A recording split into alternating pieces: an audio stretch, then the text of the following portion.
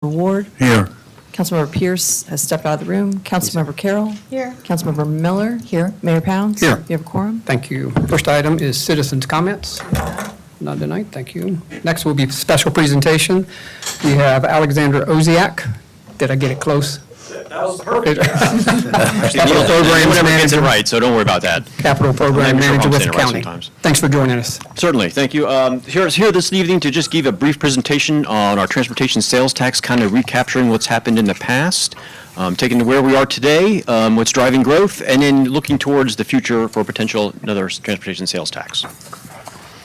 So first, back in 2004 and again in 2016, citizens of Charleston County adopted two transportation sales tax for a half-penny tax each. That first one would collect up to $1.3 billion, or for a period of up to 25 years. The one in 2016 was a $2.1 billion, or up to 25 years, whichever was greater. Right now, we are at a crossroads because the 2004 sales tax is getting ready to expire. We reached our collection limit. That's set to expire in 2027.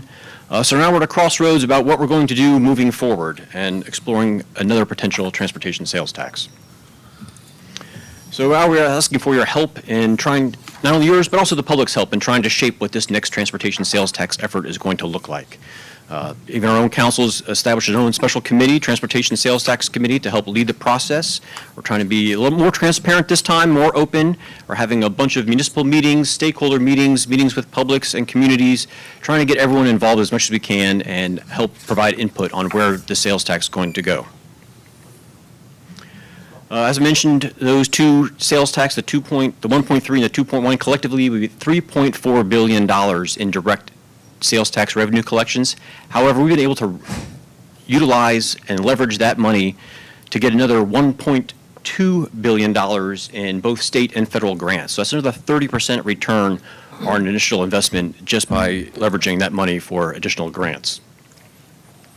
From our past transportation sales tax efforts, this kind of shows a distribution of where those past efforts have gone to for our Greenbelt program, averaging about 15% over the two programs.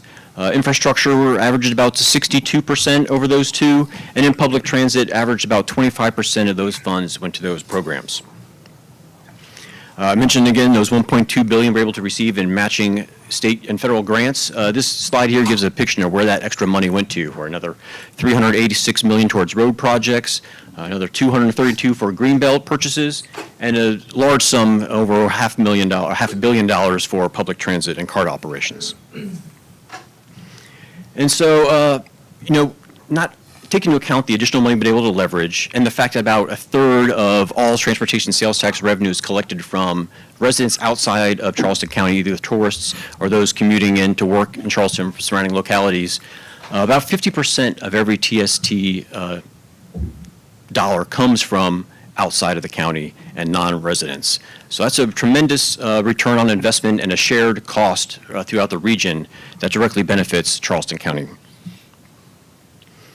Again, we get a lot of feedback sometimes about where's all my sales tax money gone to. Folks really seem to focus on the big, large projects that you can see, and maybe not all the little things we do with all of our allocation projects, intersections, bike and ped.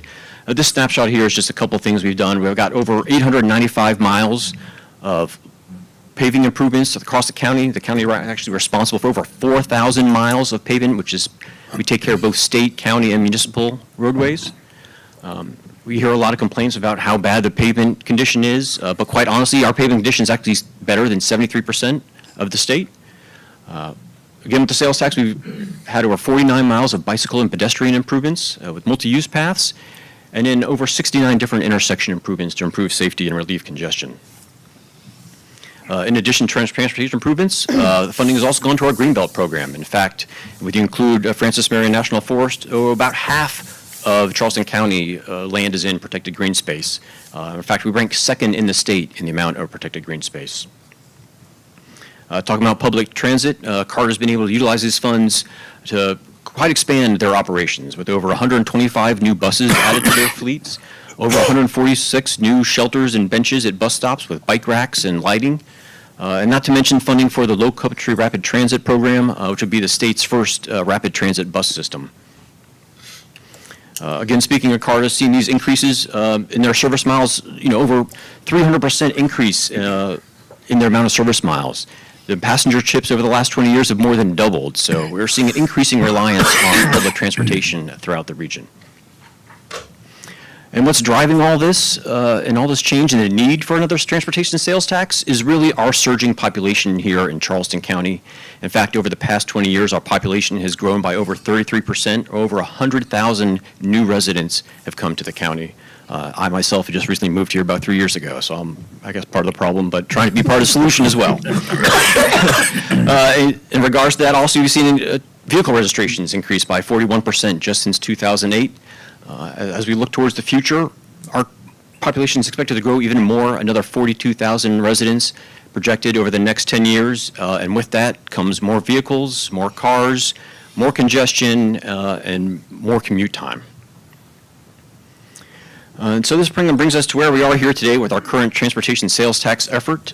We've gone through and had a couple different, well, I think over 69 meetings with municipalities, citizen groups, stakeholders, to try and receive comments and receive input on how to develop this next transportation plan. We've had several meetings with council. In fact, we have a meeting with county council tonight to provide further refinements to our transportation plan and try to hope settle down on an initial list of projects and a pie chart of where these funds will be distributed between Greenbelt, CARTA, bicycle and pedestrians and intersections and things like that. And we're hoping to get action from council tonight or in the near future to go ahead and go back out to the public with this more refined list of projects and get additional public feedback and municipal feedback on our projects and where we can fine-tune that even further. As we go into the future, come April, late April, early May, the council is going to have a decision point there whether we're going to actually pursue our next sales tax or stop those efforts altogether. We have to have 3 different readings, including a public hearing, before we can finalize the ordinance and then submit that to the Council of Elections and get that on the ballot for November 4th. So certainly time is rapidly closing for a decision point. And then talk about our potential investment categories. A lot of this is carryover from what we've done before and is kind of shaping how things are already looking, but still open to new ideas and new categories to reinvest funds. Again, focusing on our Greenbelt program to help protect land and access to waterways. Bike and pedestrian to have other means of mobility besides single occupancy vehicles. Continued support and expansion of public transit. And then, of course, trying to improve our roadways with both reducing congestion and improving safety at key intersections and key corridors.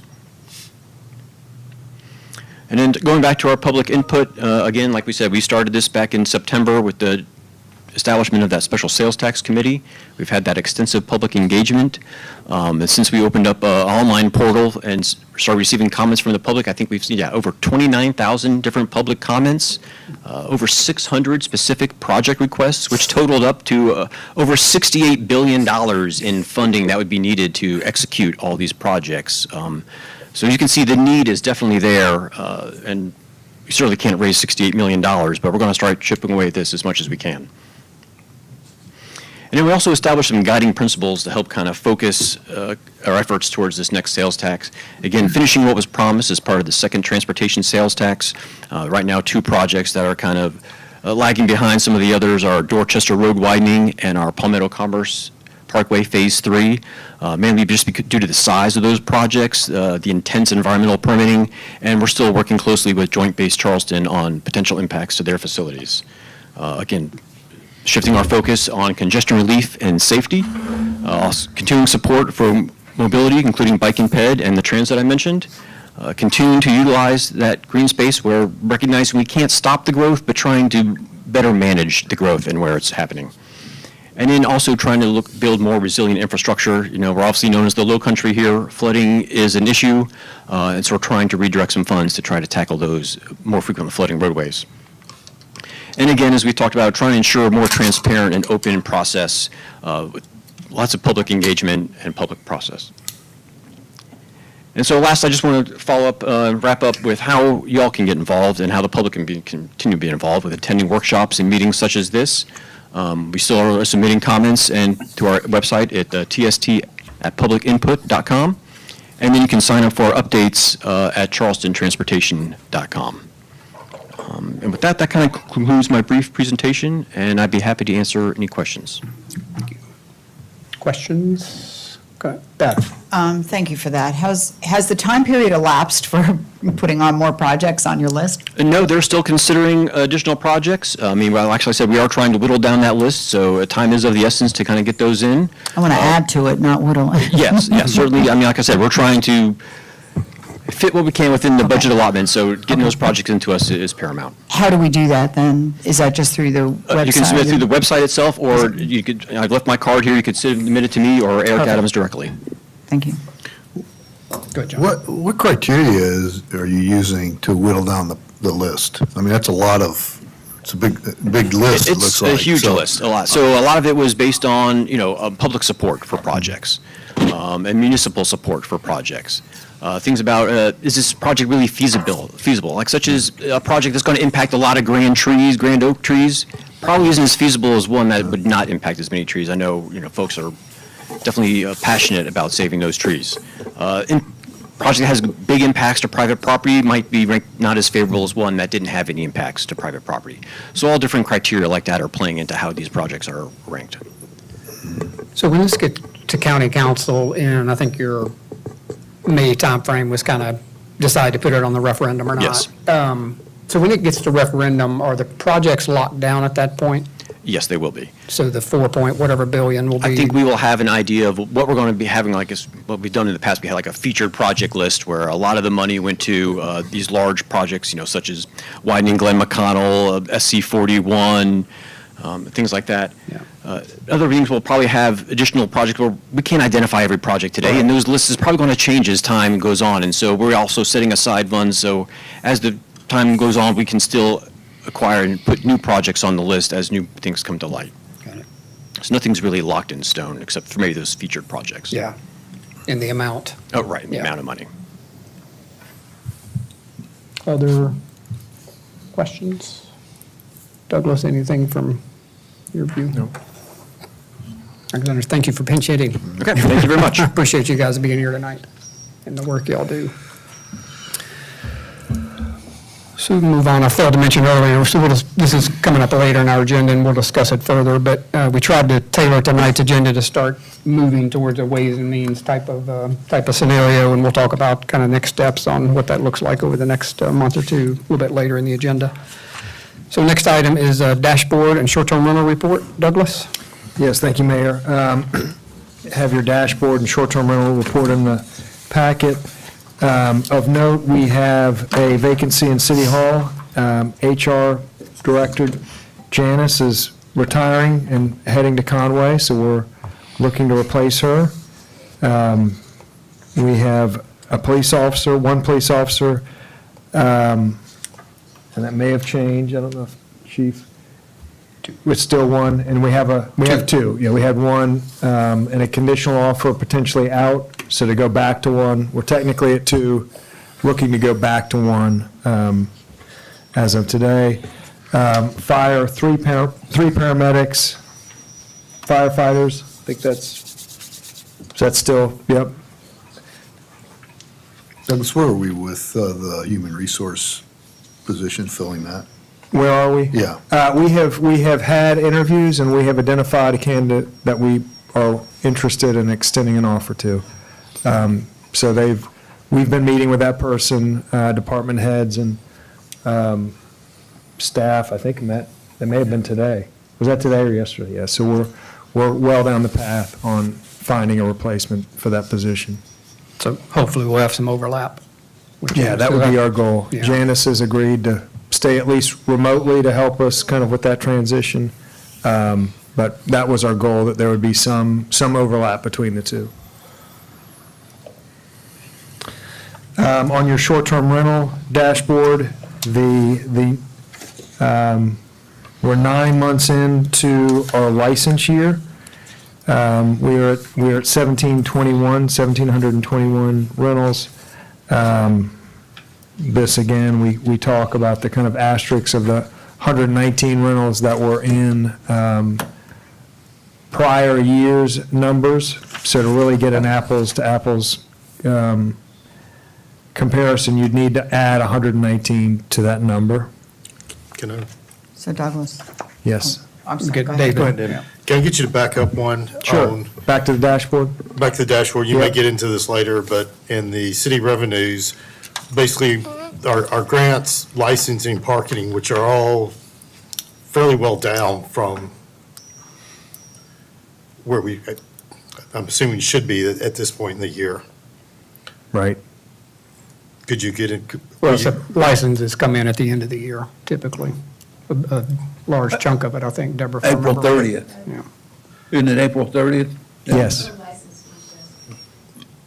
So is there a way to adjust it on at least the presentation to show? I'm guessing that you're just taking the annual budget, dividing it by 12 and calling it monthly, as opposed to actually projecting when funds should be coming in. Yeah, that Deborah, part, what- that part is new. Deborah, Deborah, come get up to on the a mic, please. And you might have to pull a chair up anyway, Deborah. So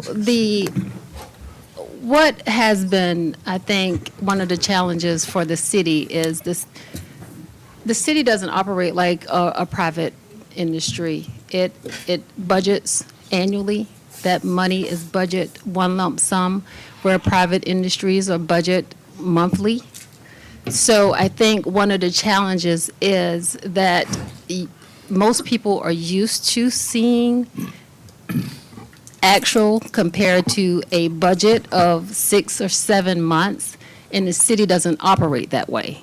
So to try to make it a little bit more palatable for presentation or for you to see, I did divide the actual budget into the 7 months, so you can kind of see where we should be if everything was even.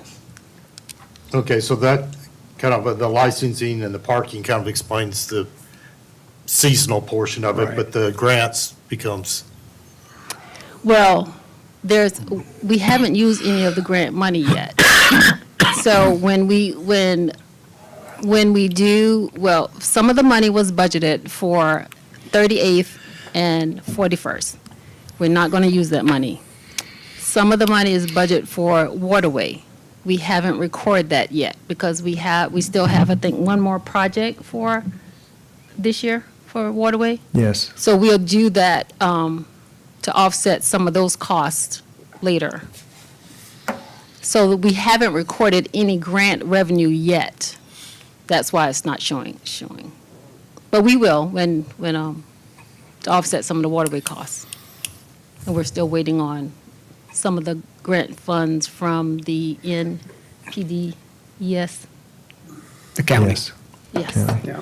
okay. And hopefully there'll be more coming from state budget, but that'll be to be determined. A lot of it is timing differences. Yeah, a lot of it is timing, but again, it's hard to show because the city doesn't budget monthly. Right. It's an annual. But just trying to make it so you can see where we would land if it did budget monthly. Yeah. That's Bev, kind of the, sorry. Bev, do you have a question? I did, but it's not on that, so I don't know Okay. if there's any follow-up on that. Yep. It's on the short-term rental, Next page. Douglas. Yeah. Next page, yeah. Yeah, it's on the short-term rentals. And you brought up the 119, and I know you've explained it Yep. before, but now I'm looking at it in a different lens, with a different lens. So can you explain again why the city is showing it, and not even showing it in our numbers? And I understand it's a hotel, but how can it, I'm going back to, how can it be captured as a hotel when all those units have separate TMS numbers under the county? I'm not getting it. Yeah, so those, we have two different buildings that have the same exact scenario. Right. They were permitted, permits were applied for, and one was a Holiday Inn. So truly designed, built, authorized, permitted, and licensed as a hotel. So that is its approval status in our kind of archives. It only had one business license, the Holiday Inn only had one business license for many, many years. And I don't know what happened to the ownership of that of that unit, of that hotel, but it ended up being sold off. Individual units, all got sold off individually. And we made the judgment at that time that if you're going to have individuals responsible for each room, we need to change how it's licensed to go from one license to whatever, I think each one was kind of 50-ish, 50 or 60 licenses. 119 total, though.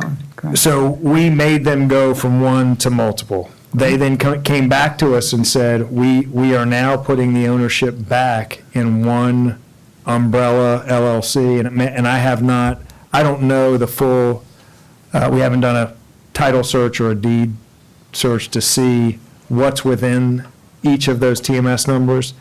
But we had a legal review of the ownership issue. It was, it had reverted back to a single owner from a legal perspective. So it had gone back to the way it was originally built, permitted, and licensed. All of the units? All of the, yes, All the property, yeah.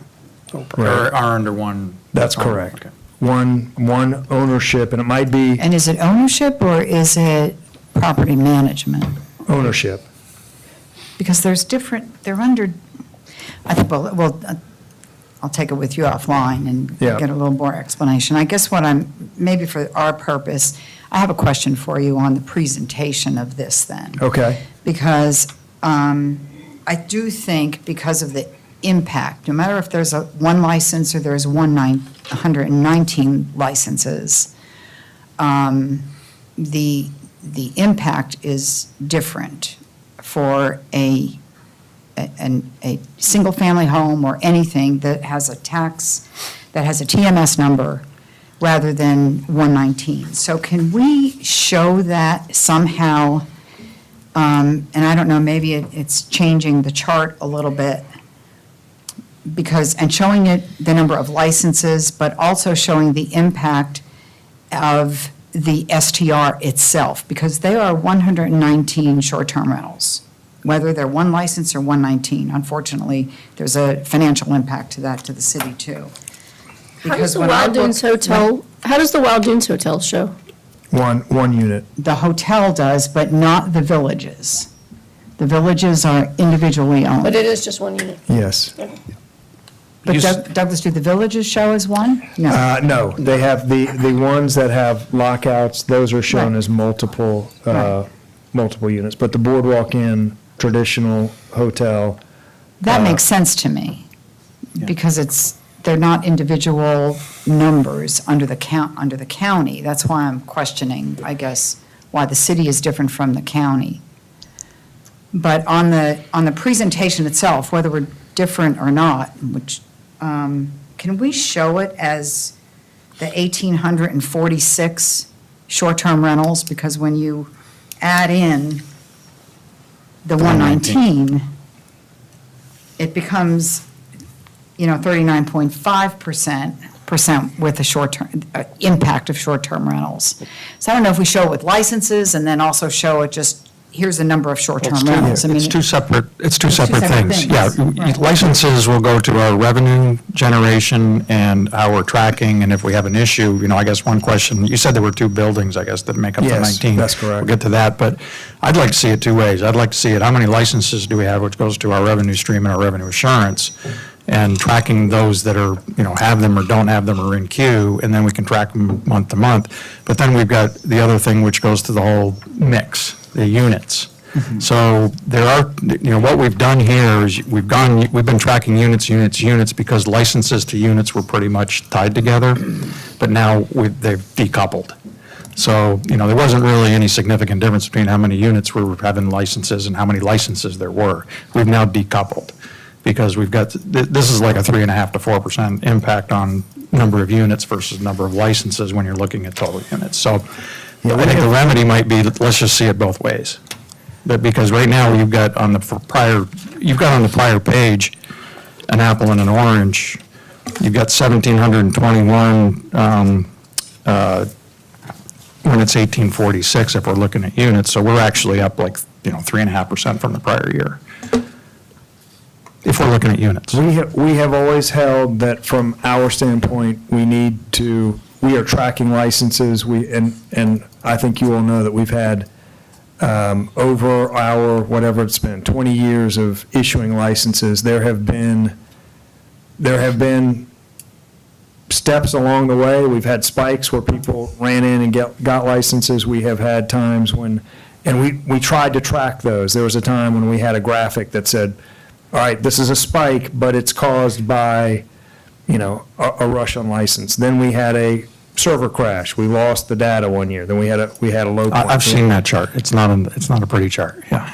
And so we have. It's really, it's apples, oranges, and all the Yeah, way. so Yeah. we have always maintained, when we start reporting something other than our best number of licenses, that we start going into territory that's hard for us to gauge what, so we would like to keep it as clear and as, This is very easy. It's basically licenses and units. There's nothing complicated about it. yeah, so the units is the top left matrix, the top left. Plus 100, has plus all- 119. Those 119 are in there. They're in the 45, They're in the 33. 4533. But they're not in the 1721. And so that's the reason for the asterisk that, Or the- yeah, they're not the footnote same. that explains to you that in the year 2023, there were 119. It's a that- hotel. So we are reporting license numbers. If we start adding 119 to these 2 years, and, I think we get into very. You just said yourself, for Well, comparison purposes, that the apple and the apple is 1846 to 1721, I 27. didn't say that. That's what I heard. So, If you adjust, you said if Can you we take adjust. this them- one offline and just have some conversation outside of here? I think I got a And Get what request. you guys want. well, I think all I'm asking for is the number, to show it correctly over here so that we're not showing 38%, and somebody looking at it and says, oh, we have 38% of our units are short-term rentals. That's not true. Can I suggest that we just make another column? Yeah, just a And column. have, Yeah. but I think the Wild Dunes hotels, if this was originally designed and managed and owned as a hotel, exactly like the hotels in Wild Dunes, and it's now gone back to that from Come every off, legal yeah. standpoint, then all of the hotels on the island should just be in their own separate column. And then we can do the math however. Do Like you know what I'm saying? Hotel room column? Yeah. So have the Boardwalk Inn has X hotel rooms, the Sweetgrass. Sweetgrass Inn has X hotel And then rooms? these two. Just got 119. These two? Yeah. Is that what you're, I mean, does that make sense? Like individual license? They don't have, Are we saying that these, it's two the different, 119 still each have an individual business license? no. No. Yeah, The- they're under. The just one 119 now have, they were one, they then Right. morphed into 119, they've now gone back to one. now. So why would we need to separate? Like, why would? but they're separate owners and separate, He said it's all under one owner. Only the 50, well, there's another 100 and, there's another There's two 69. groups of, there's There's two 119. groups. It was the Holiday Inn and the Seaside Inn were the two hotels down there that have, And are their they both ownership under became fractional. One owner now? It's an one, LLC. and that's, it's an LLC that I have their kind of master document that was gone through a legal review. And for our intents, it is one owner. I guess I just question that if they have a separate TMS number under the county, which is why the county is showing it as 119. That's why they're showing commercial condos 119. And we have shown that up until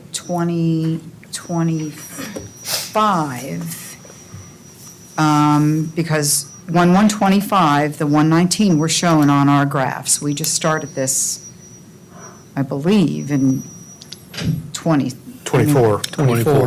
2024. But I'm looking at the records of as of 1/31/25, and the 119 are shown in total dwelling units. I'm looking at the chart. Because council asked that number be removed. I don't recall ever asking for that number to be removed. Oh, my. The 119 be removed? You didn't want it to see the 119 119. Since it was a hotel. Deborah, you'd need to speak in the mic if we're going to make a point there. I can go back and find the Well, records, you but know- council asked that the 119 be removed from that section of On the right. of the sheet. That's correct. And I can go back and find the records Yeah, where I'm- it was asked. I'm having a That's why we recollection changed problem, it. yes. Could the county records be incorrect, that they're still showing a separate, TMS parcel number. ID number? I mean, because if we're only charging one business license, they should be It's- just one tax ID. I would have to go, it's now been over a year since we looked at it, but Seems like it it was might some be- kind of umbrella ownership group. I believe that multiple owners are now part of this group. I don't know if it's I don't know the details of that ownership arrangement. Why would that be The different county than is one still showing as owner 119, having right? multiple properties? It's an Well, entire the- building. Well, you have a Or the, separate, If you own both sides of a duplex,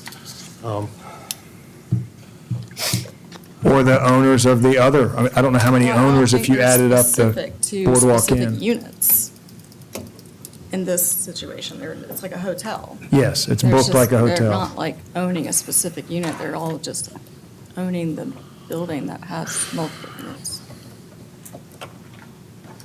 It's like if someone went and bought Sweetgrass. Right? They just made an LLC out of, all the owners are part of an LLC, and it's, And we don't know if there's one or multiple owners of that LLC. Is that what you're saying? I it doesn't really believe there matter. are multiple owners, but I don't know Right, it that. doesn't matter, it's legal. Right.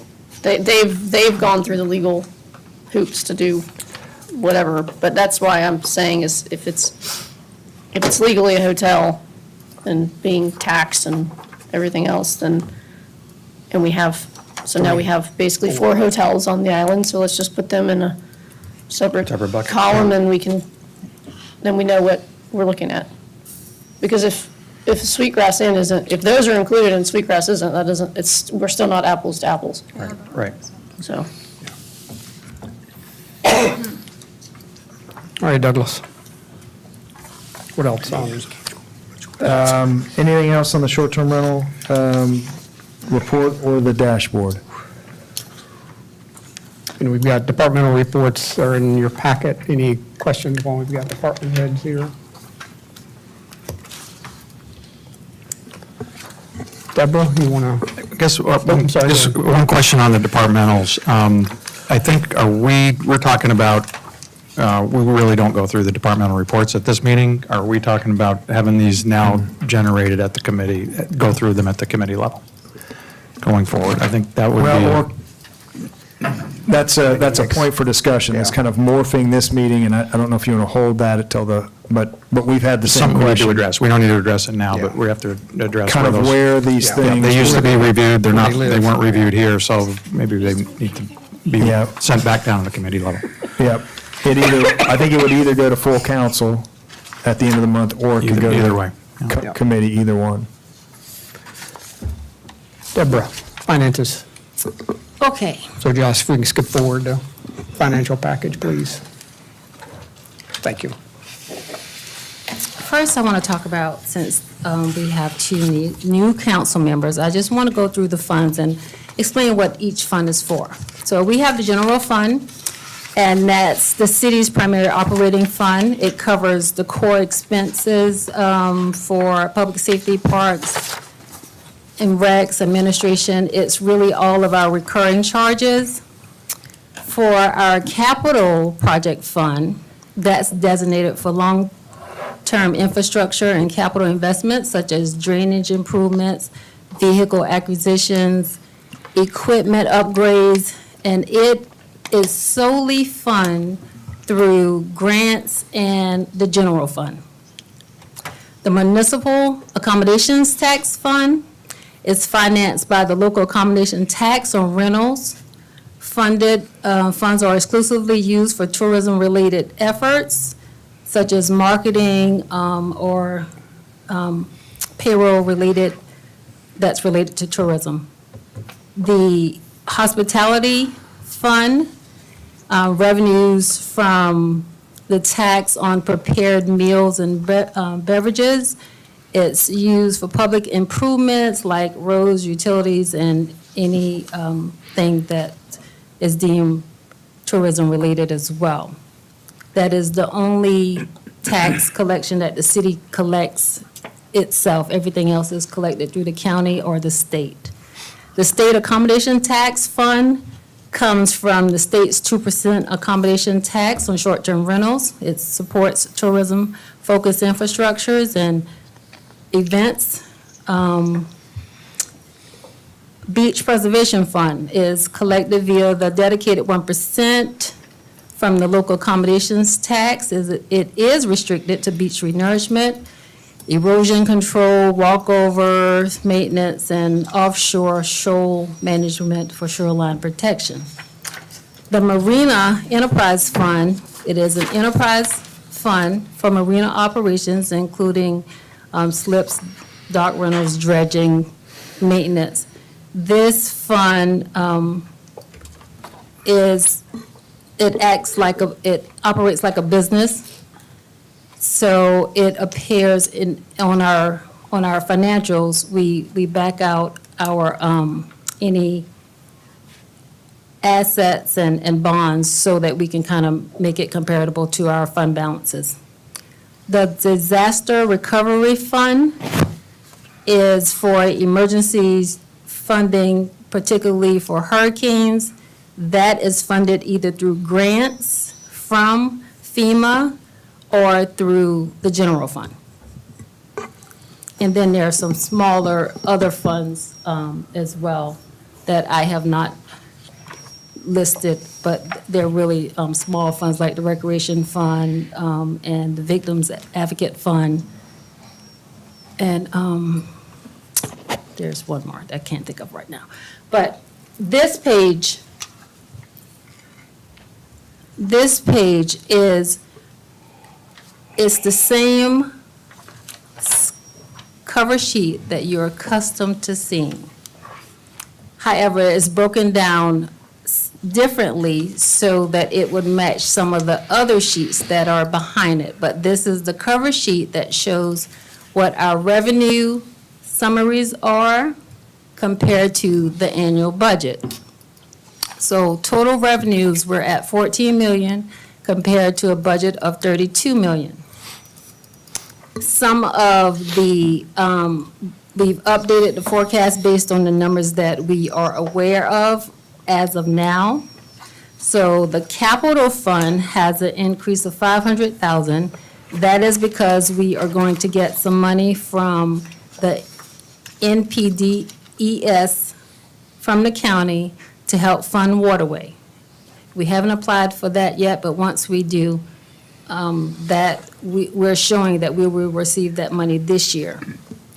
The municipal accommodations tax is tracking about 6% higher than prior year, so we're estimating that it should be about $75,000 over where we're projecting the budget to land. State accommodations taxes are tracking about 3% higher, so we're saying that would be about $50,000 more to that fund. The Marina Fund, we originally budget for the dredging project at $1.5 million. That is not going to happen. That has been deferred to FY27. So that's where that decrease in revenue is coming from. Our transfers are, of course, money that is coming from mostly tourism funds to the general fund to help fund some of the payroll costs that is incurred mostly by public safety for tourism-related expenses. And then the other transfer comes from the general fund to the capital fund to fund, of course, some of the things I mentioned earlier. Deborah, real quick, the Marina Fund isn't, we're not projecting or budgeting anything or forecasting anything for rent overage, are we? For the two tenants? Not yet. Okay. No. Well, we're on the Marina Fund. The $1.5 million of revenue is a grant. That is correct. Do we haven't received that money We yet, have. you're saying? We have received So money. what's the revenue recognition policy on that then? When do we recognize that grant money coming in? When the expense occurs. So it's sitting on the balance sheet right now? That is correct. Okay. On expense summary, we are currently at $14.8 million to a budget of $30 million.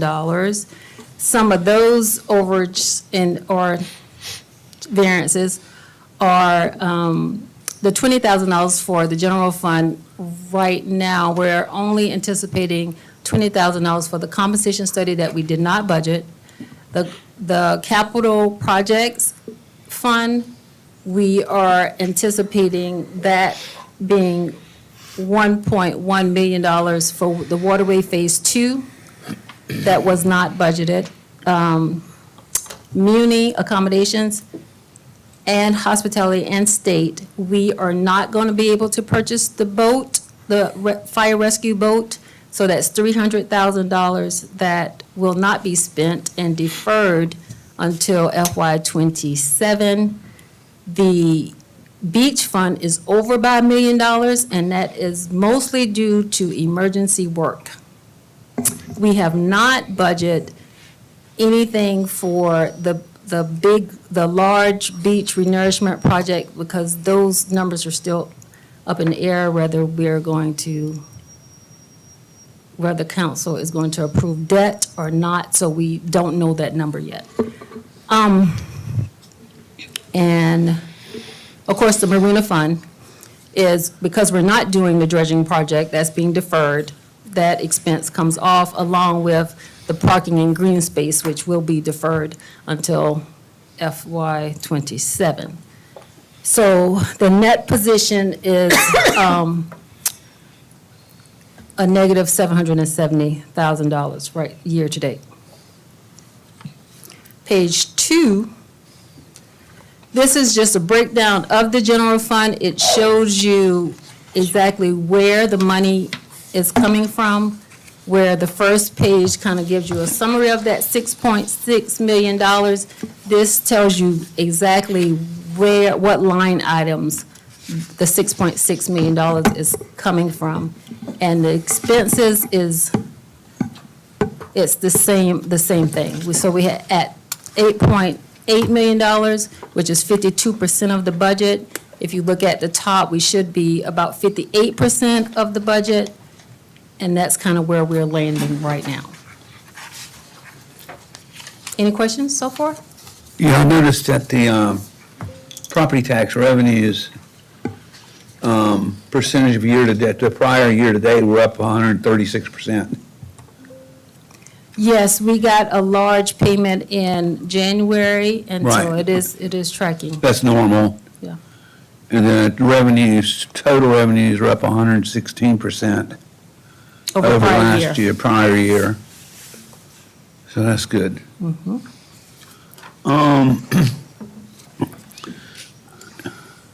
What's interest rate we're getting on the, what page is that on here? It's, On- I'm not sure what page it's on, but it's where we're currently getting 3.9. It's steadily 3.9? dropping, Okay. but Right. we're currently at 3.9.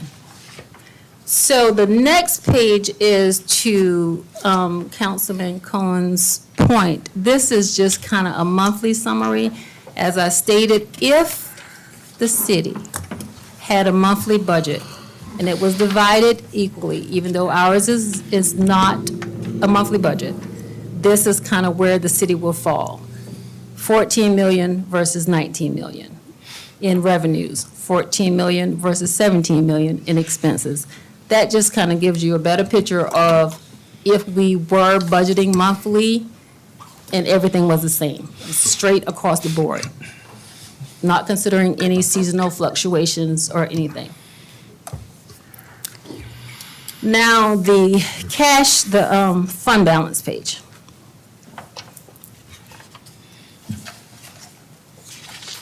Tell them the number.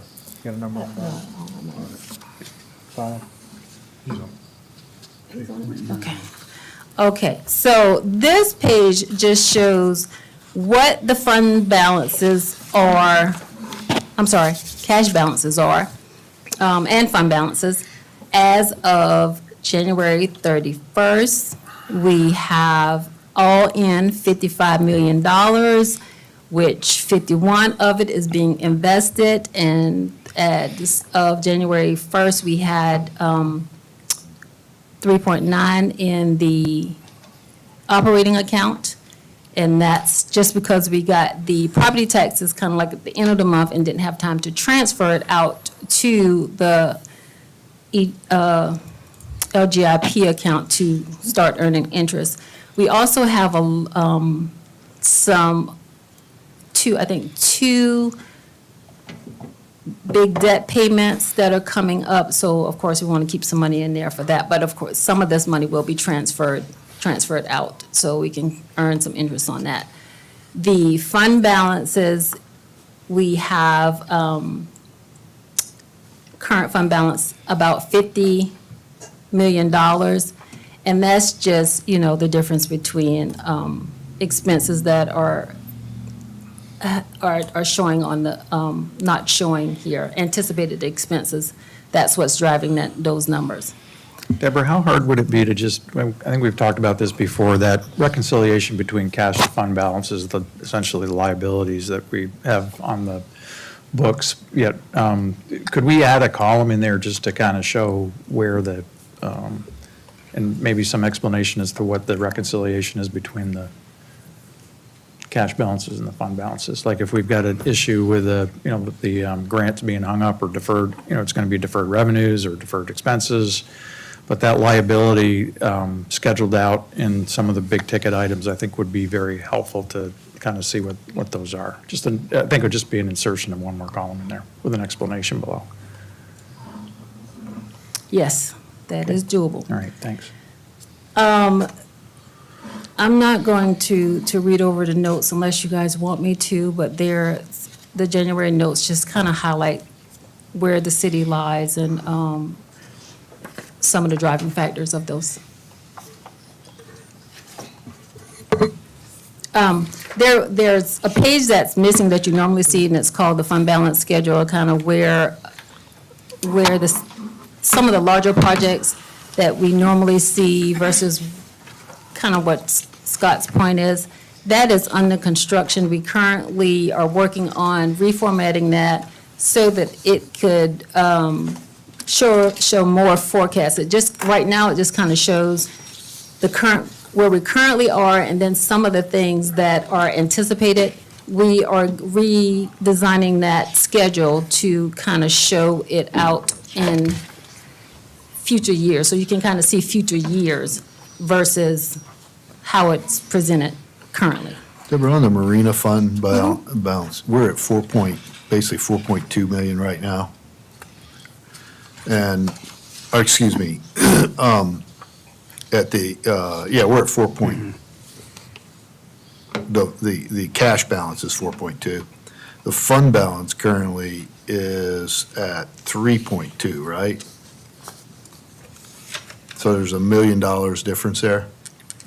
You following me so far? Mm-hmm. And then we're forecasted to be at 4.5 million. Do you happen to reconcile how we go from where we are to where we're going to end up? And the difference? Is that the $1.5 million that's in the cash balance, but it's not in the fund balance, or what's driving that? Because I can't come up with the math. Because you're showing $150,000 of improvement for the fund, but it's much bigger than that. What's the fund? What it's growing? Let me take a look at that. I can't readily say, but I do believe it has something to do with the grant and how that was pulled back out. But All right. I'll do a That's reconciliation great. and send it Yep. to council.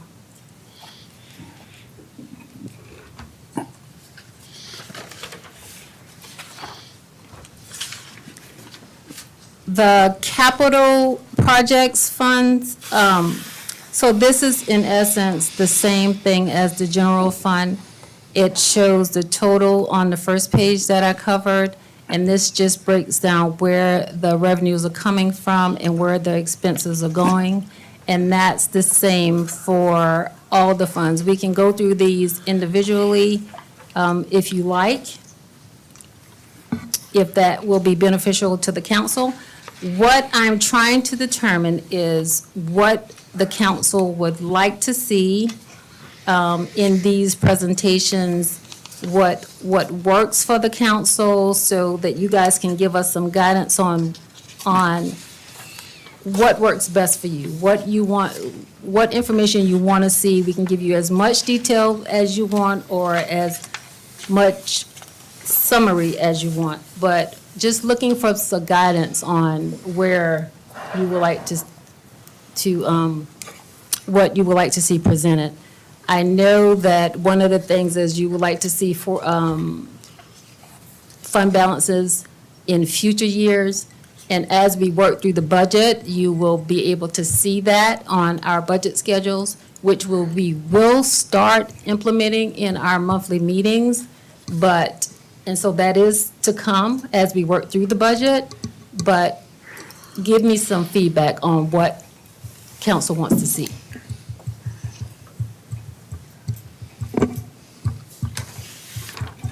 You talking about now, or? Yes, At some yes, point.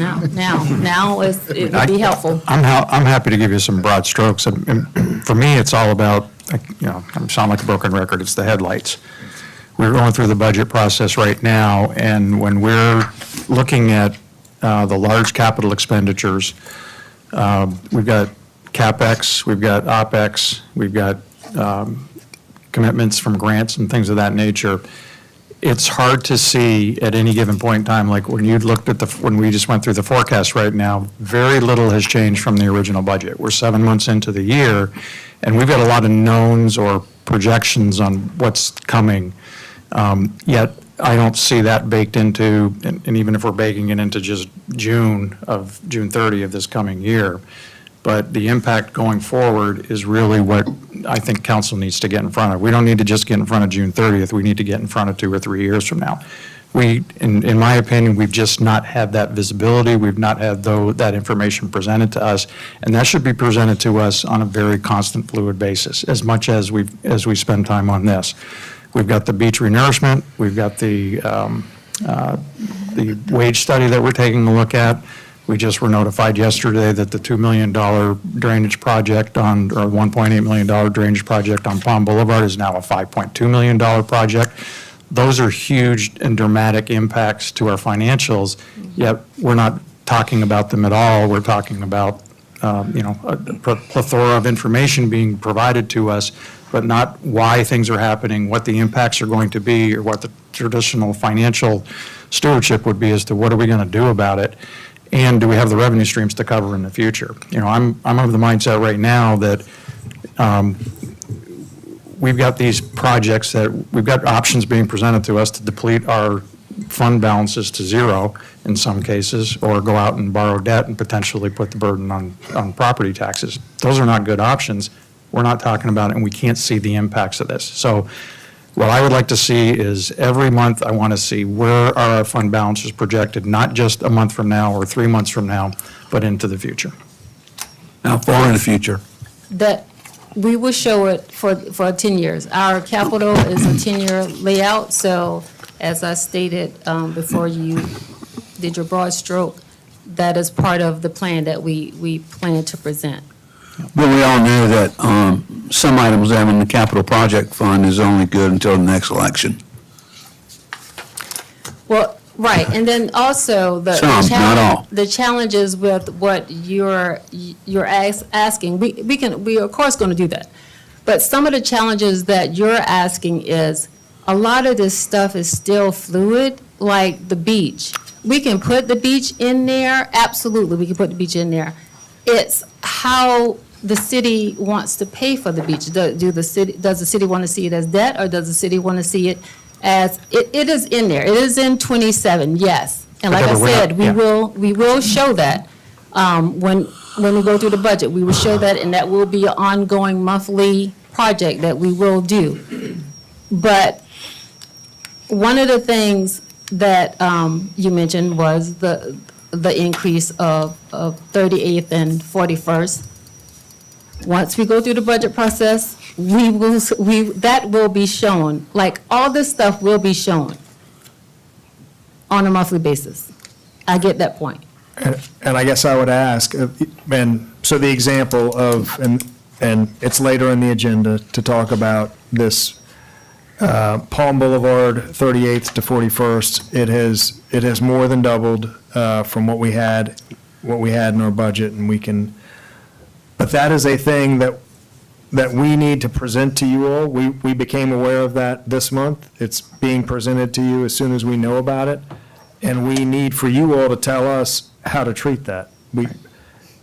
The financial people can't project that until you all make policy decisions on how to deal with that. Same is true for the beach. But in order to make any financial decision, we need to know the impacts. And right now, we don't know the impacts of any, like, right now, we don't have any of the beach, we have none of the beach in our financials. We don't have any of the projections presented tonight to show what it's going to do to our fund balances after June 30th. We've got zero visibility into that. We've got zero visibility into that $3 million increase as to what it does. We're going to have to make some hard decisions as to what we can and can't do. In order to do that, we need to see the impacts of every one of these in our future financial statements, and we just don't have that as part of our review. It's a very large missing piece in order to manage the finances of the city, in my opinion. I guess I would say you all need to tell us how you, and we will give you the information. We're trying to get your feedback on, do you want to borrow the money for the beach? Do you want to? I would expect you to come to us and say, hey, these are all of the impacts of all of those different scenarios. This is what debt will do to your fund balances. This is what a millage increase will do to your fund balances. This is what taking it out of your fund balances does to your fund balances. I would expect that the staff would come to us and tell us what those options are, not us tell you what those options might be. Well, I think you've seen what the cash does to your fund balances. We showed that at the strategic planning meeting. I think you have that. We've now been asked to look at borrowing the money. We're going to have a conversation with you about that tonight, but we can't decide for you. You're going to have to, that's going to be part of this process of figuring it out. You're going to have to kind of work through it and figure it out and help us figure that out. At our meeting yesterday, we talked about this issue, and I asked the question of, if what is a healthy, in order to keep our fund balance, our cash, our bank account healthy, I'm looking at this and I see $55 million in the bank. And we're now going to talk about raising taxes. Like that part needs to be fleshed out and explained better. And maybe it's my fault that I don't fully understand that, but, I think there's some disconnect between what this beach renourishment, and I know we did have a chart. I think that would be helpful to see that tonight, of if we pay cash for that versus if we take on debt, what it actually does to our end of the day, end of the year money in the bank. And I think we have that, don't we have? We do. That's good. Well, we have it for cash. I don't know that we're going to talk tonight about borrowing it, get your reaction to, and I think Katie's point is a good one, and we hear that. Would you borrow money when you have this amount on hand? And we need to know that back from you all before we, I guess if there's a simple, like, less than Executive summary. 1,000 numbers on a page, because. But Deborah, the one page you had that you said is back under construction was future cash needs. Yes. And showing what that was, and that's not in this packet tonight for sure, but, that all the projects that are decked, the fire truck, the drainage, the beach, Yes. I think we've got it, we just need to. Right. And Put it in a we're, format, right, yeah. and we're updating it so it would be easier to understand for those that No, I just think a visual, some sort of Agreed. pretty basic visual for those people like me that don't like to look at spreadsheets. Well, and the other complication is that all of that 50, we got the 55 in the bank, we got 50 in a fund balance, and of the 50 in the fund balance, much of that is either restricted or is not accessible for the types of expenditures that we need. So we got to match those up. And that's another visual that would be probably very easy to show, but we can't spend marina funds on beach renourishment. You know, we don't want to deplete the general fund from the $5 million balance target that we have for the beach fund so that we have no reserves. Those are critical pieces of information that I think we all need to understand. Right, the council would also be the deciding factor of how much funds are kept in each balance. The only fund that has any type of limit restriction is the general fund balance, but all the A other. target, not a limit, but a target. Target, right. All the other funds do not have a target balance, and if that's something council would like to start implementing, then absolutely. You know, and just think about this, we are 2 or 3 months potentially away from putting sand on the beach, and we haven't figured out how to finance it yet. No, I guess from my perspective, you all have been presented with a plan that pays for it in cash. I think you've now asked to investigate and look into borrowing for it. We're preparing that information, providing it to you, and if that's the will of this group, we're happy to facilitate that as well. But that is, that's the work that needs to be done. Figure that out. I think a lot of work has already been done. And we just have to set the policy. We set the policy and then y'all carry it out. But I don't think we're that far off.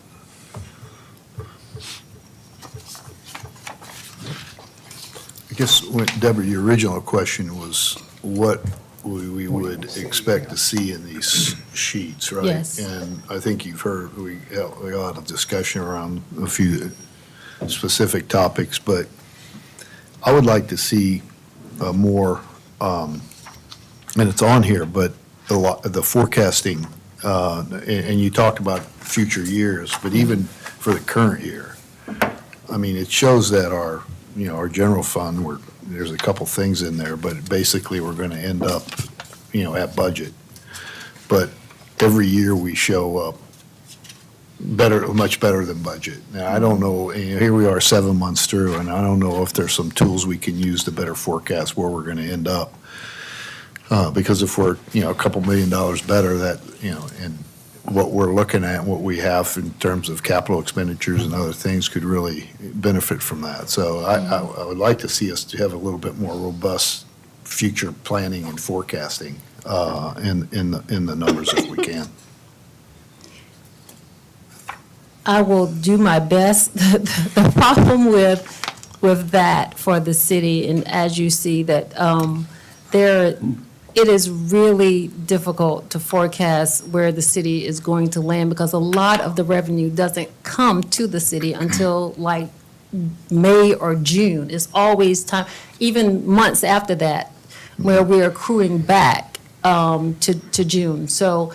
But that's why I think you can use some tools to help you do that. If you put past years in and the trends of past years and when revenue comes in, it can help you now forecast for the current years. And Right, the more data we load in and how that revenues come in through the year will help predict on how it's coming in the future. And I think that we can use more tools like that to help us get more predictability around where we're going to end up in a given year. Okay. For Yeah, we could definitely Yeah. use trends.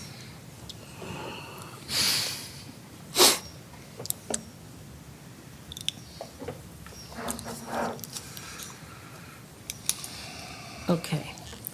I'm going to go to the tourism schedules.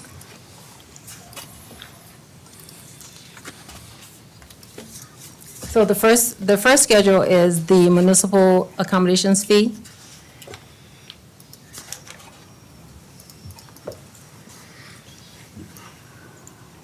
Right now, we're showing 6% over prior year. This is financed by the local accommodations tax on rentals, as I stated earlier. That is the 1% that comes in. We are currently at $1 million, which is 6% prior than where we were, higher than last year this time. The state, wait a minute, what's the next one? State accommodations. Okay, state accommodations tax. This comes from the state's 2% accommodations tax on short-term rentals. Josh, We- next page, if you don't mind. We received 396,000 for the second quarter, so that lands us 3% higher than we were last year, same time. We're at $1.4 million there. Deborah, if I can make a point. Yes. As far as trying to forecast budget into the future based on past, this is one of the funds, one of the taxes that we get that is variable, and it's not, it doesn't come in at the same time. Some quarters, we don't get any, and it's not, that's Charleston County, not us. So it's really hard to forecast what they're going to give us. Right, but I can use the last 5 years and do some type of averaging on that. But it's even more so on the next one. That's the pass through the county where there's no guarantee of what we get, but we've got Yeah, that was 3 my or 4 point. years, yeah. So on the county pass-through, this comes from the county, is 20% of their 2% from short-term rentals. And of course, it's collected by the county and then passed through to the city. We have collected 1/4 thus far, but that 1/4 is 8% higher than where we were last year, same time. See right there, that's the December quarter, and here we are, closing in on the middle of February, we don't even have that payment yet. But also, That's out of our control. And we're really not even Predict. guaranteed that, are we? yeah, I mean, it's hard No. to predict market trends and, I mean, right?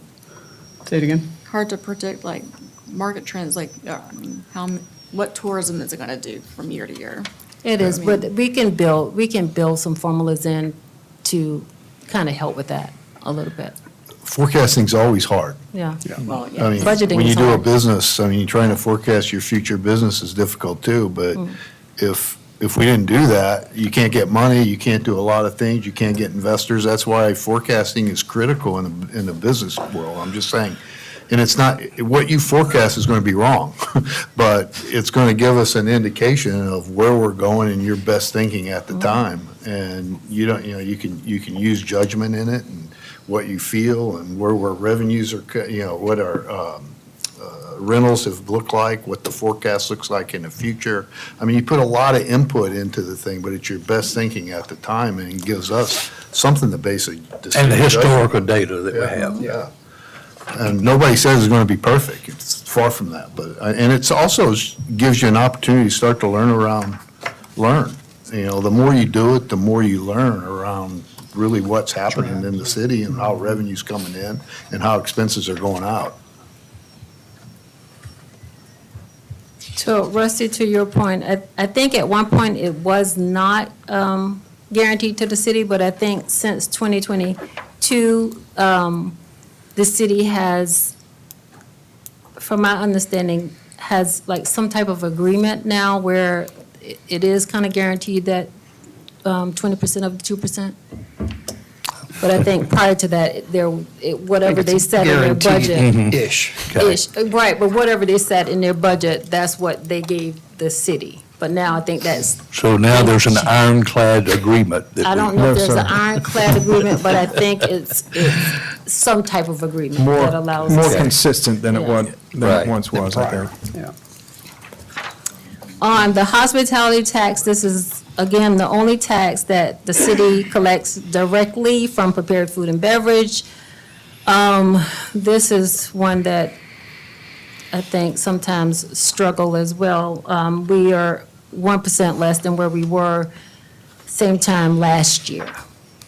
This fluctuates a lot too, based on when the businesses pay their hospitality taxes. This one a little bit perplexed. We were 2% down last year over the previous year, and we're down again. I don't know what drives that. I would think it It's would be the based on opposite. the honesty policy from our vendors, so our businesses. So if this is what they report. I don't know what the city, what authority the city has to audit the business on whether they're actually reporting the same amount to the state. But this is, just whatever the businesses fill out and report to the city.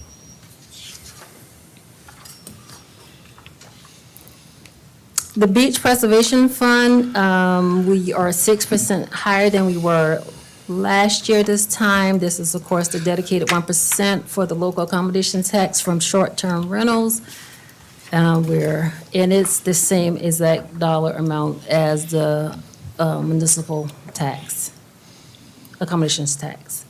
The local options tax is 5% higher than where we were last year. It's at a little over $500,000. The city does not charge its own sales taxes. This is the only local sales tax on the island is the Charleston County 1% local option tax.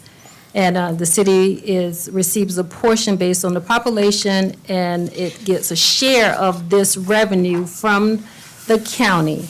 And property owners get a credit on your tax bill from this local option tax, and the city gets a portion of that. 100% credit on property tax bills. Yeah, to get 100% credit on property tax, that is correct. And the other sheets that are attached are the project worksheets. Just for clarity, what the city does is it decides what a budget is going to be for a particular project. We try to capture all the invoices in a project. We try to also note any change orders that are occurring in that project and note them all in one sheet. So these are just project worksheets for all the projects that the city currently has ongoing. Deborah, could you walk through this one a little bit from the? Could I ask a question back? Sorry, go ahead, back? David. I jumped in. On the ones you were just going through, all the tax accommodate, or the tax revenue, why do those numbers not match what was in the spreadsheet? So these are just the actual fee. So within a fund, it could also have interest or grant income. But the biggest distinguishing factor is probably interest. So if you actually look at the, Like the beach one, which was the closest one, is probably. okay. So if we look at the beach income statement that was attached. Let's see what else makes up beach. So on the beach fund that. Page number, is there a page number on the bottom of that? Yeah. Not mine, no. It's like, go all the way back up. It's probably the last one, beach. What page is that? That one? What page is that? Okay, I follow what you're, the interest that, You Page see- 49, Douglas. 49. okay. Okay, so Joshua. the you can see that beach preservation fee is just the fee. It's just this, yes. that, well, the Right. number you just had up. And That then you had- matches the one, right, Okay, and then the gotcha. rest of interest and whatever yes, just interest. Okay, thank you. Okay, you're welcome. Scott, your question? I was back to the project sheet. I was trying to walk down the waterway project and understand the, Palm or Waterway, Scott? waterway. Page 58. Yes, well, I think it's the one up above too. Is that all That's Palm. part of Palm? Okay, so you go down below. How does this one, can you walk, and then you walk it all the way down to the bottom? A little further down. Next page. Next page. No, you're on waterway. I think that's where he Okay. wants to be. Yeah, I'm trying Page to 60, I think. reconcile these numbers to the above numbers, and I'm trying to track where on the approved by council to The 6348 number? it says we've approved, yeah, is that, I mean, is, like the 62659, is that I was trying to add that up on the phase one, phase twos, and I couldn't get there. So I was trying to figure out what we've approved, what's in flight, and what's kind of remaining in the project budgets. So that 2659, if I take phase one and phase two, I come up with 4 million and something, which I think is what we've approved so far. Have we approved phase one, phase two? Yes. Okay. It should be phase one, phase two. And then I think some of the down belows, do we got change orders? We've done. It really is I mean, you've everything approved. except the 1.5, Right. the 1.5. Okay, so we got 2884, that just one line item on phase two is bigger than the 2659 approved by council up above. And if you had the 2285, 59, and, yeah. So I'm. Yeah, I need to update Yeah, the you approved haven't number. added phase two. I need to to the add number. But, phase two, yeah, but yes. even the phase, the 2659 is bigger than the phase one in totality. So I just couldn't, I can't follow the sheets on that one. Go up to the top. Can you scroll back up to the top? To the top of that. Who's strolling? That's Joshua. Oh, Josh, can you scroll back up to the top? Let me see. It's Okay, wait. 2.6, that's been approved by council according to that. There's, Okay, yeah, I think that was the first phase. I need to, Second phase.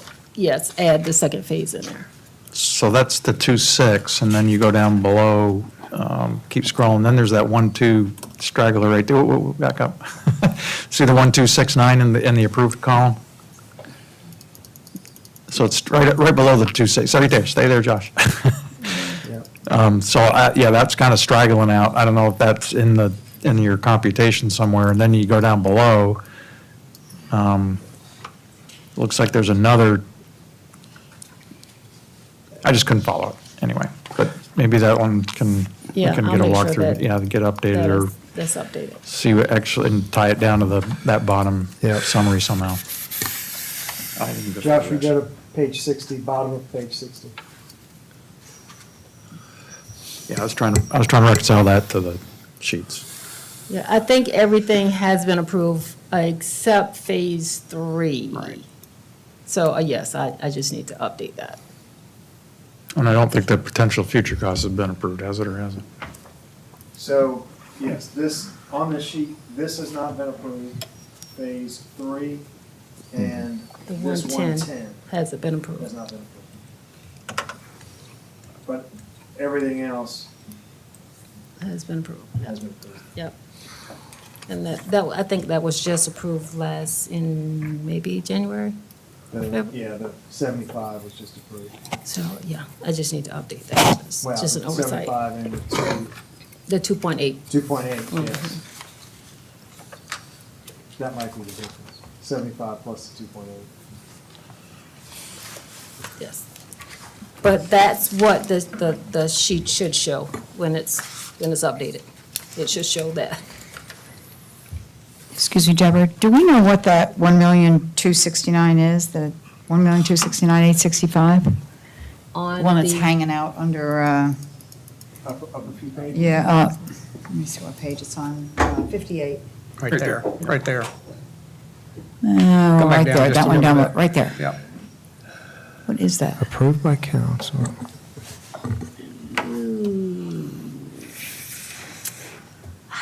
I can't honestly readily give you an answer. I'm going to have to look and see why that's plugged in there. Okay.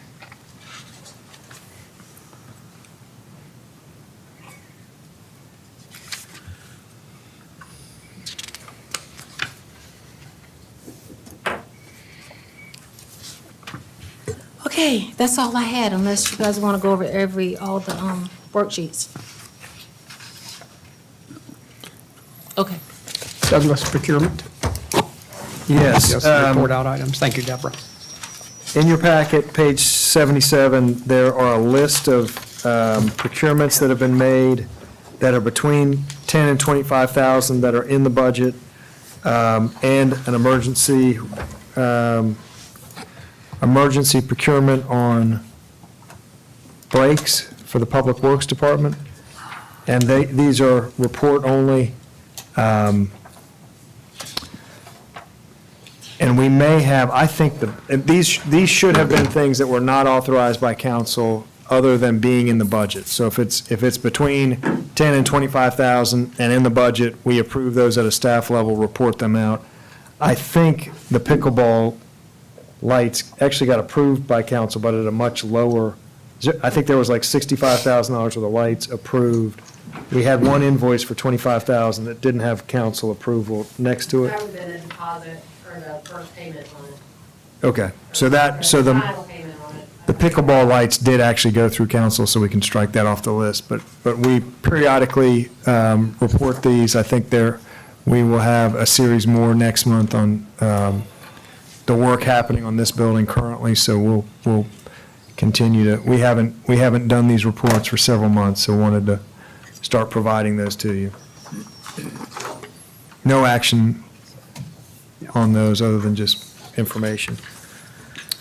Douglas, you just want to roll in Yep. capital projects, active ones? Yes, Waterway Boulevard project, we had a great pre-construction meeting today with the contractor, the designer, Water and Sewer Commission, SCDOT. That went well. We were hoping to get a tentative schedule today. We did not get that, unfortunately, but we expect to have that in the next week or so. That project seems to be going well. The planning is happening as we hoped, and everything is lining up nicely for that project. The next one we've touched on a little bit. This was a little bit of a shock to the staff. And we've been talking about updating these estimates more regularly. This project, the Phase 4 drainage project on Palm Boulevard between 38th and Palm, we have been carrying an estimate in here of $2 million, reached out to Thomas and Hutton. They have revised that quote. It is now up to $5 million. It's 4.95, I think, in construction costs. So that's excluding engineering. So we will have, I think, tough conversations about what to do with this project in the coming year. You will recall we have $1 million from the state budget allocation that's been dedicated to this project. We have a request in to the state lobbyist for a series of drainage projects that's at the end of the packet, and it's 2.8 million. So we also have a little bit of money in the MPDS fund that we could use for this, but I don't think that we're going to have the $5 million that they've told us this project is now going to cost at hand for this project. So we've talked to them about the feasibility of doing a portion of the project. We could, the project is very easily phased. It's basically 4 blocks. We could do as much as as long as we can afford to do with the amount of money that gets allocated in the budget, and stop the project, put a cap on the end of the pipe for a future phase. We could delay it. We could do any number of things, but this is an issue that we'll need to address through our budgeting process, I would expect. We are doing some staff research to figure out kind of why we were carrying the low number that we were for as long as we were. We believe from a kind of cursory look that this was part of a internal analysis, an internal pipe analysis that was done by Thomas and Hutton now 6 or 7 years ago. We believe that we carried that original kind of conceptual cost with slight increases for inflation, but not a full design re-estimate. So we think that's what's happening. So Douglas, I think just for the council as well, we had a conversation about this yesterday, and one of the options that I think we ought to strongly consider is deferring this project, if possible, and take a look at that $1 million grant that you said was for, basically for drainage projects. And if we can relocate that over to the waterway project, that'll help defray some of the overage that we've just incurred on that project. And then give us some time, because if we stop, we're going to have restart costs on that other one. I think we've spent $136,000 so far with Thomas and Hutton to date, so we haven't spent a lot of money on the projects, and it's been going like a year or so. On this one? Yeah. Yeah. I think it's in the project sheets. 130, but how much have we approved on that? Was it only 231,000 that we've approved? That even sounds high. So what we have approved, but that could be right, the design work for Thomas, the only thing that we have approved is there was original design scope. They came back, there was a redesign based on water work, sewer work not getting done. So there's there's a design component and then a change order for that. We can figure that out, but it would just be the design that we've committed to so far. It is getting very close to, we think, this was one that we were actually hoping to construct this year. We think it's very close to being fully permitted, so it is fully designed. It's about to be fully permitted, kind of a shovel-ready project. We've also talked to our federal lobbyists about it, so we're going to be looking for money in all spots that we can think of to fund this, but it was a significant sticker shock to us when we saw the increase. Do you know when we might have an answer on whether or not we can relocate that grant? Is that something? I think that'll come to us pretty quickly. Okay. Yeah, I think in the next 2 weeks or so. They've been responsive. They have been flexible about that previously. So I'm hopeful that we would be okay to shift that $1 million over. The Isle of Palms Marina Public Dock and Green Space, this is one that, where we are with this is, we have requested that the lease amendments be written now, so we've made that. We've tasked the city attorney's firm with doing that. I think that work is now underway. We'll have a lease amendment process. We will then have a design, if that goes well, we'll have a design process and a bidding process. Marina dredging, this is another one that is with the Public Services and Facilities Subcommittee. We are at a decision point with this project, and I think that the Public Services Committee is going to work through some kind of next steps and make a recommendation up to this group. But in summary, we have been told by the Army Corps of Engineers that, and to back up, it was always our plan to at least allow the opportunity of adjacent property owners to participate with the city in this project. We have now been issued permits. Those other property owners, we think, are about a year away from being issued their permits. The other compounding thing here is we've been advised by the Army Corps of Engineers that they would be agreeable to accepting just the city's sediment. It's a small enough quantity that they could take our sediment in the cells that they've just emptied out underneath the connector. We have always been looking at the site that's closer to Goat Island that's owned by the Canal Association. That site has work that needs to happen. It also, so there's a lot of, there are more variables with that site. So anyway, the committee is looking into the situation. Staff is working on getting kind of a pros and cons and a priority list of the different options there, and we'll be working through the committee on that one. Beach maintenance and restoration, we have on the agenda tonight. The next kind of hurdle there, the next two hurdles are two things to be addressed. The borrowing versus direct expenditure question that we have for staff, And then we want to talk to the staff, talk to the council about the issue of acquiring easements. We talked a little bit about this at your last meeting, but we want to have an additional conversation about that. We are, and really the question of easements could impact, we need to talk through the bidding documents for that project.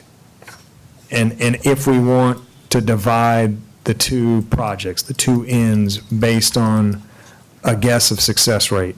We're facing a question there as to whether or not, if we think we're going to be 100% successful and planning on doing the south end, we would want to include that in the bidding document as part of the base bid. If we think there's the possibility that we would not be successful in doing that, we would put the south end as a bid alternate and then see what our success rate is. Talk to Stephen about whether or not he felt like that would have cost implications. He says he doesn't think that it would. He thinks that the bid alternate would be the same price as as what we're expecting. So we don't expect that there would be a cost implication to have that flexibility, but we should talk through that. Sorry, what's the reason for the permitting? No, so this would be the city, if the city were to go down a path of trying to acquire easements, and this is coming up on the agenda, but we could, Okay, no, I'm good.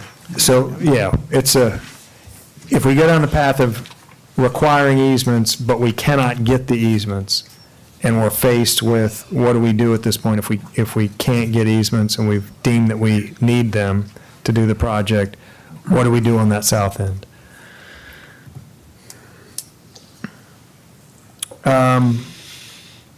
The next two items, there's no update on undergrounding power lines or the SCDOT Palm Boulevard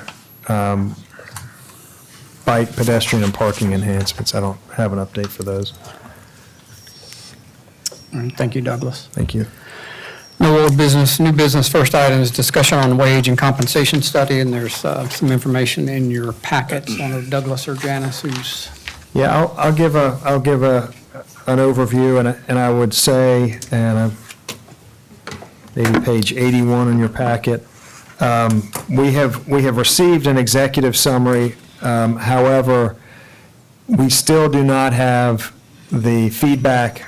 We don't have data back from 3 of the entities that we were hoping to get data back from. If you look at page 82, there are a series of boxes there. Top left is market peers, and those that are in red, we do not have data back from yet. We know that at least Colleton County has been we have lost employees to that jurisdiction specifically, so we think that's important to get that information. So this page also is summarizing for us that we've received back 85% of the responses that we've requested from our market peers. And you can see kind of preliminarily that when you rank the pay by our average, we are ranking 13 out of 16 for the organizations. 18. We, other than the market summary, other than the executive summary, we have just received what they're calling a solution file that kind of has this, has the solutions that they're proposing for us. And this is the first time we've seen this, was late last week.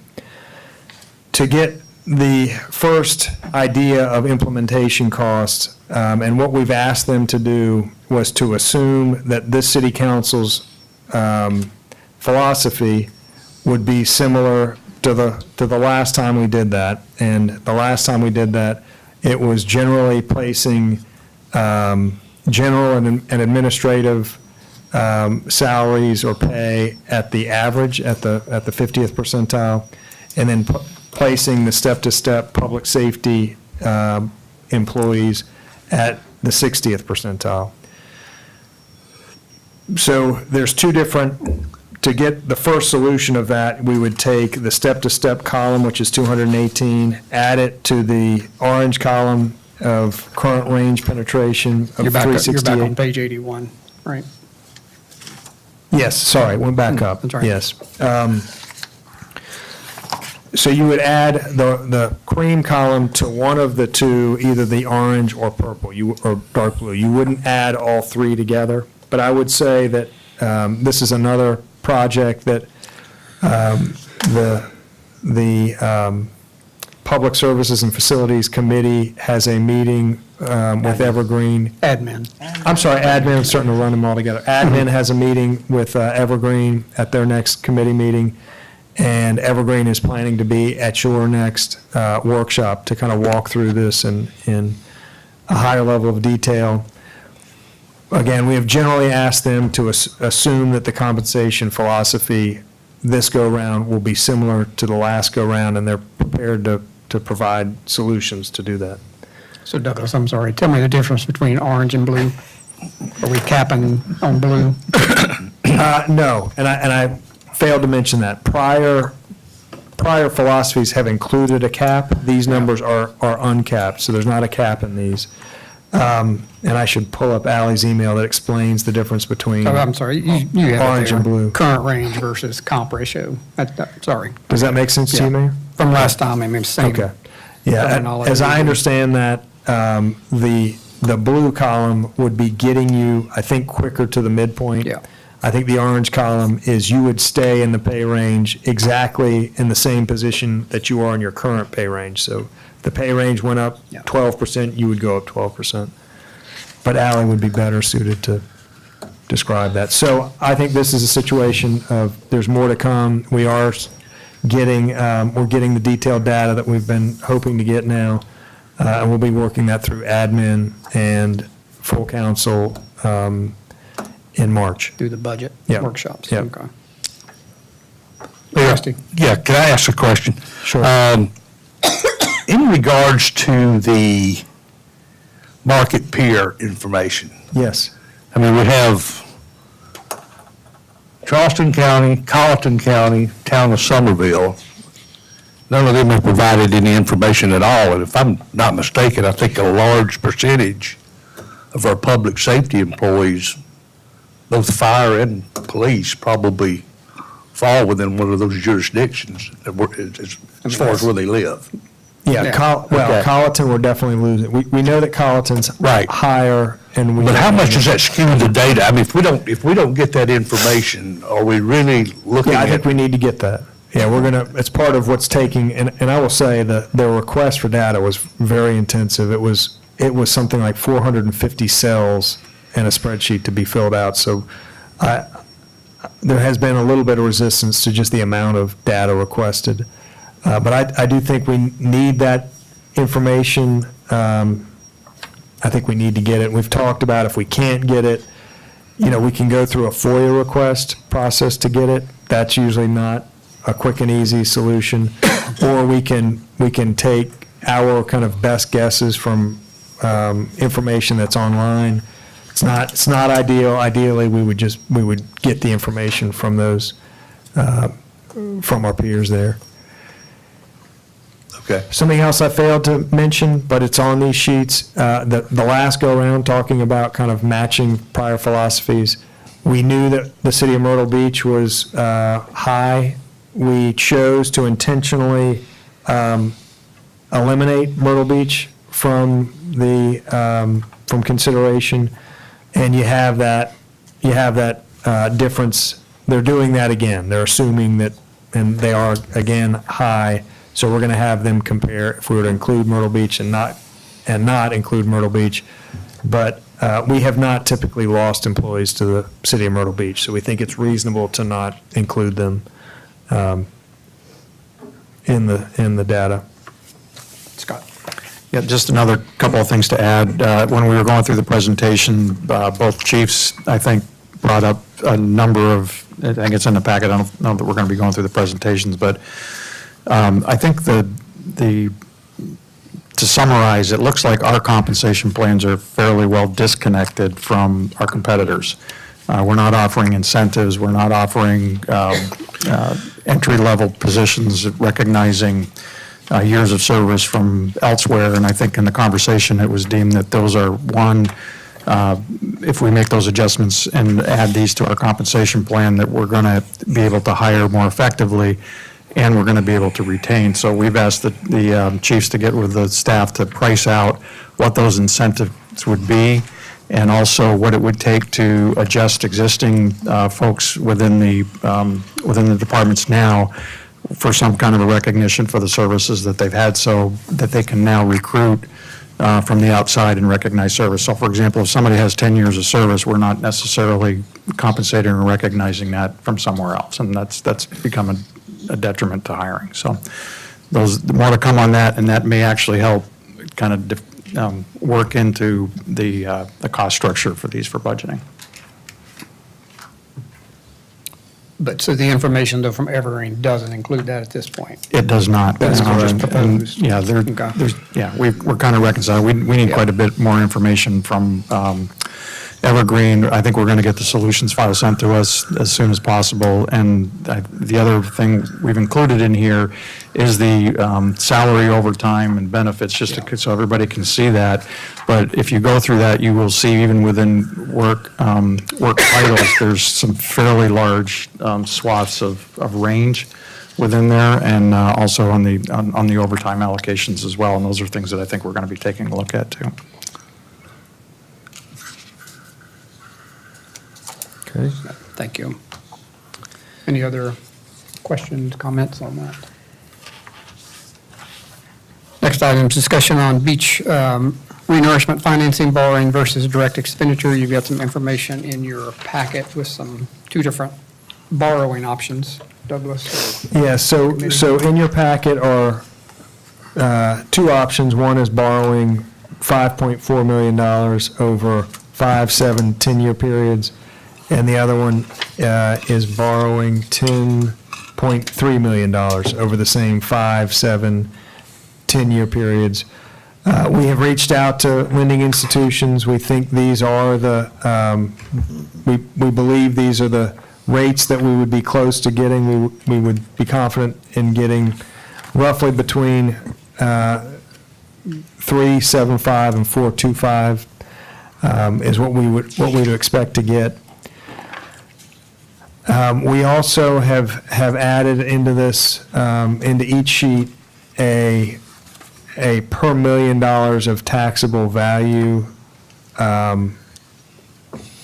for the cost that if the city were to tack on a millage to cover this debt, the cost per $1 million of value is also in the top And that would be row of each of these. fully passing on the That's correct. cost. You're talking about assessed value? Per million. Appraised, I think. Be appraised value. Yeah. No, it's assessed. Assessed value. Assessed. Assessed. There's- It's Which what you is- would actually see on your tax bill. Yeah. Which is, not to alarm people, that if you've been in your house for a long time, then and if it's a smaller house, it's hard to get to $1 million of assessed value today, if you've been in there 15, 20, 25 years. Yeah, so you sell it. Yeah, because it's. Till you capped on- sell it, once you it's sell capped- it, yep. There's some falling off too in the next year, right? Some debt. Yes. And Yes. Mill. Yeah, we just paid Just off recovered. Fire Station 2, we'll Yeah. pay off Public Safety in '28, Yeah. which will be, Deborah, I don't know, I think it's roughly, I think 1 mil was Fire Station 2, and I think maybe 2-ish mil will be Public Safety, sorry. So right now, our millage is 2.7, showing on the tax bill. So you're saying one mil is going to roll off? Is that correct? I think the Fire Station was roughly a mil, if I remember right. No? I have to check, I'm Yeah. not sure. I'm not sure. Yeah, we had that schedule, but we can We should find know that. that, But we too. do have some debt falling Yeah. off. I think we had one just fall off, and we have another one In coming. January, Yeah. and then 28, yeah. We should have that when we look at all this Yeah. at the Yeah. council, but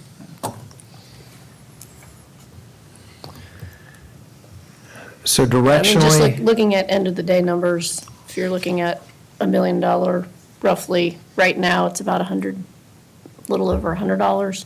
If you did 5 million, if you loaned. No, like what people were paying like last year, like that, like, You mean for the debt? yeah. It was about $115 And now, if you look at the first one with the 10 million at 5 years, right? Yeah. Then it would be $272. Correct.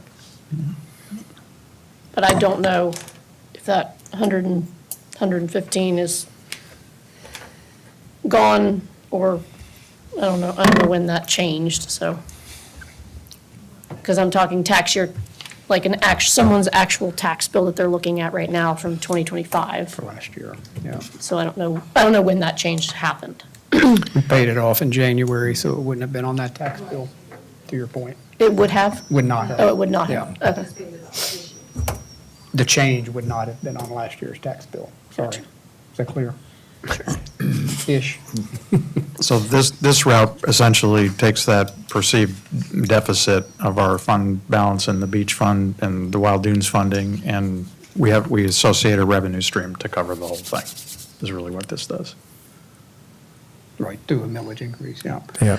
And Douglas, I think, the PRT, the $1.5 million plus for PRT, I think what's today, 10th, they're end of this month that we Yes. should know.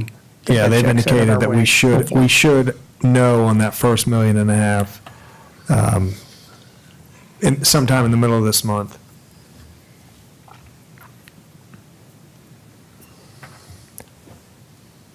You know, Any reactions to what you would need to make a judgment on borrowing versus Well, I paying guess cash? one of the other things to talk about that we talked about yesterday is that we could do this with the millage increase, but we could also take out a loan and have the city pay it out of Right.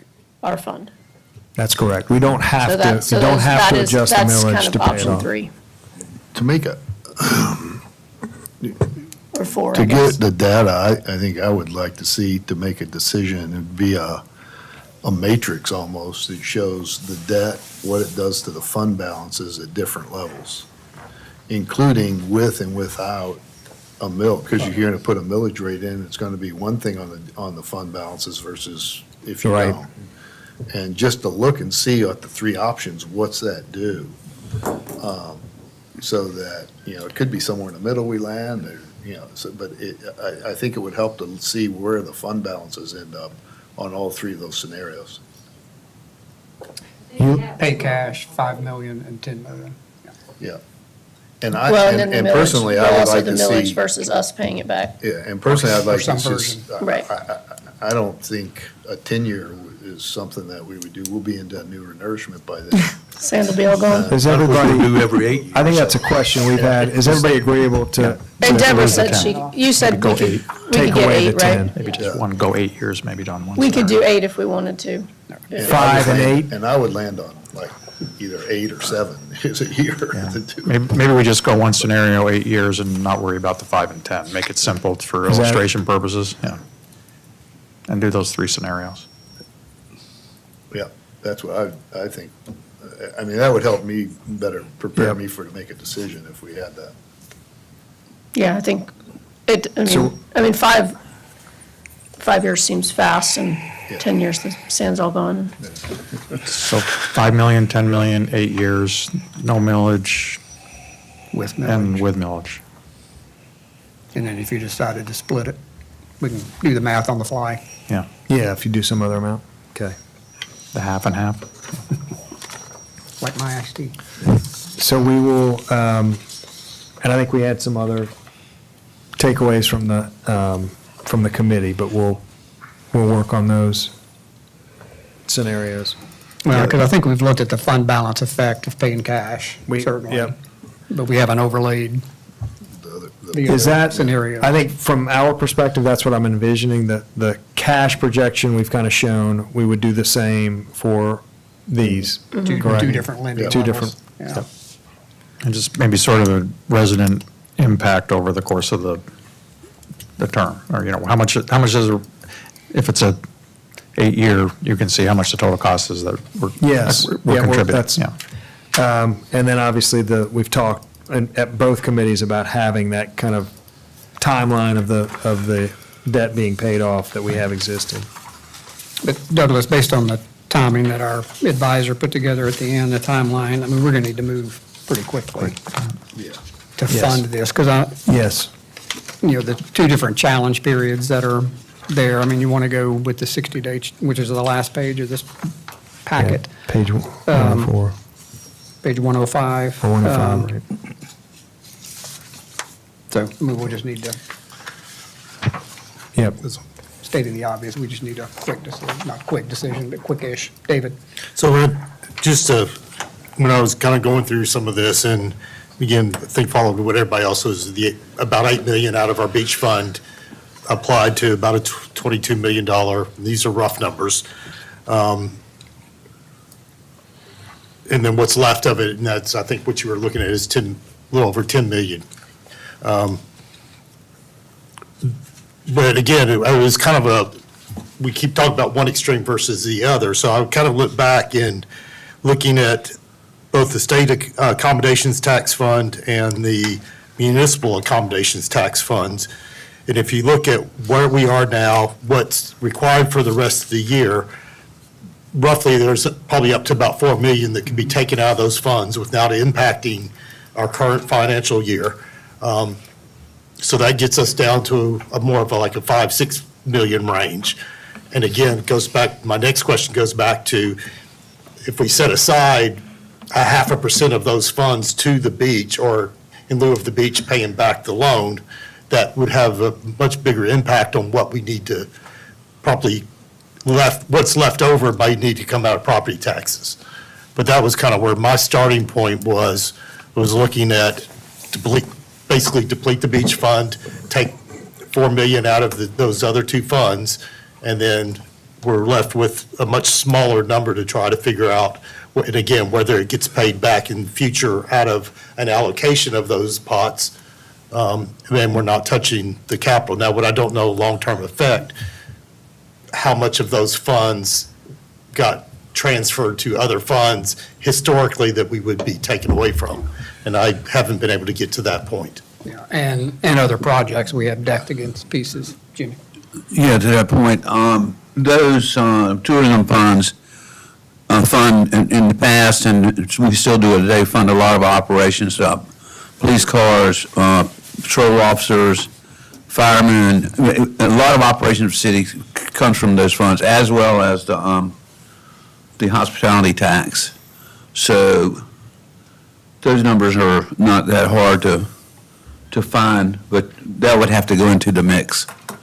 I can't foresee anywhere where 100% of those funds could go to this without doing some financing or something to cover the operating costs that those funds have funded in the past. Well, but I mean, you have, go ahead. That's why I think this matrix or these Yeah. scenarios will help lay out, like, which direction we should go, because we'll see where fund balances end up, how much we can take out versus being, in a dangerously low situation. And so I think it's, if we look at it that way, I think it'll help guide us in our decision-making. Yeah. And Deborah, I think if we have that sheet that's showing future projects, the other drainage projects, the fire truck and everything, that'll let us know what else is hitting kind of today, but what else is going to be hitting our either capital projects or some other fund balance, So kind of a summary of, which, I mean, Major. that schedules, yeah, Yeah. she's got that.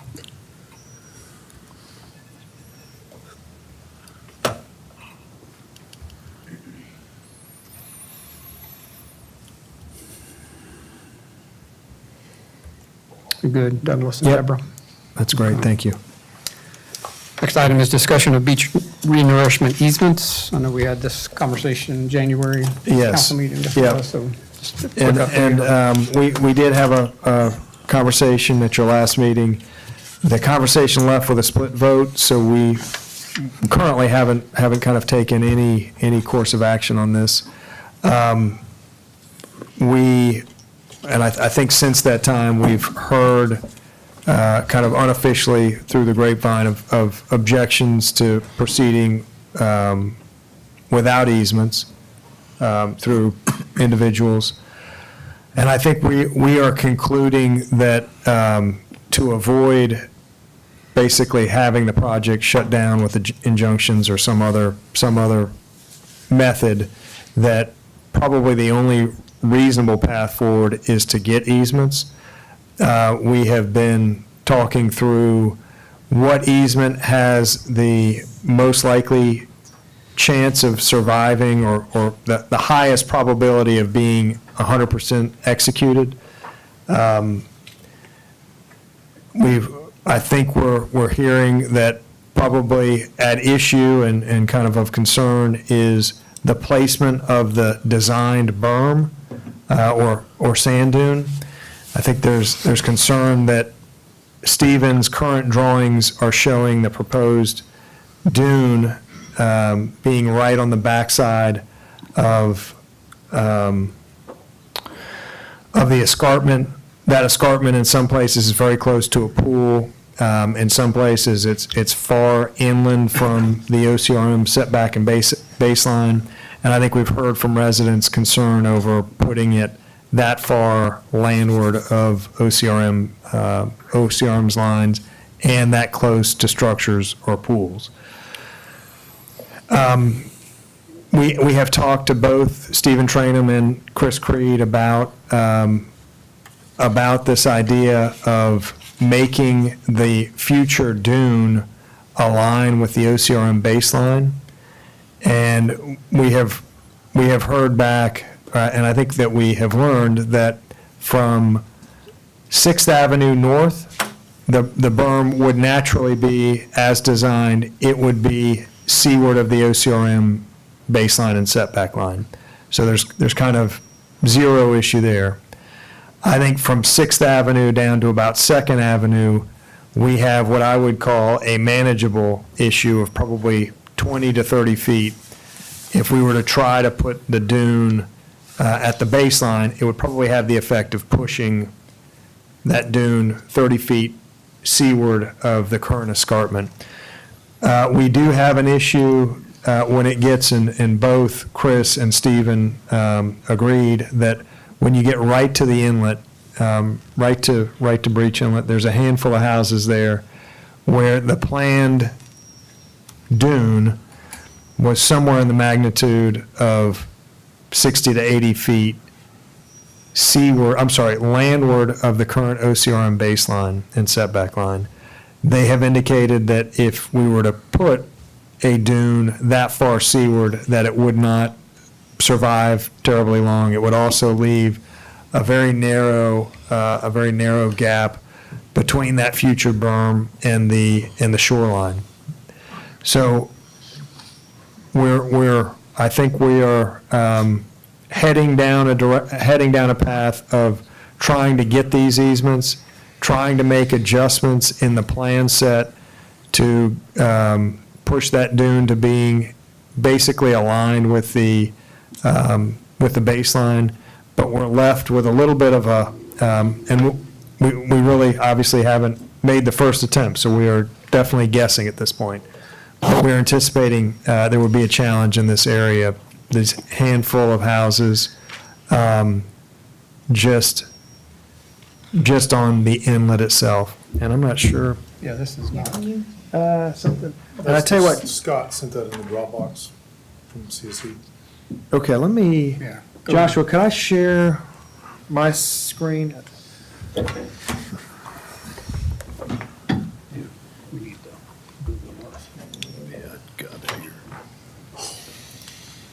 me see this.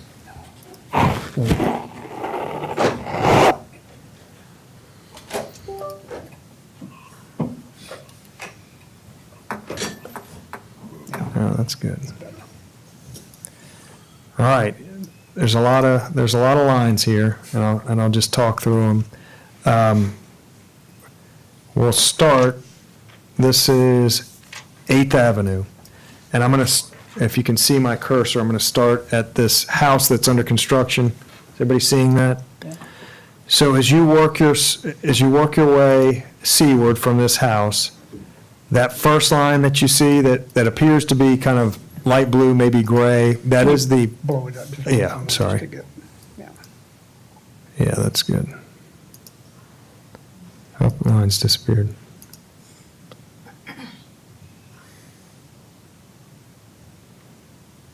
Didn't like that.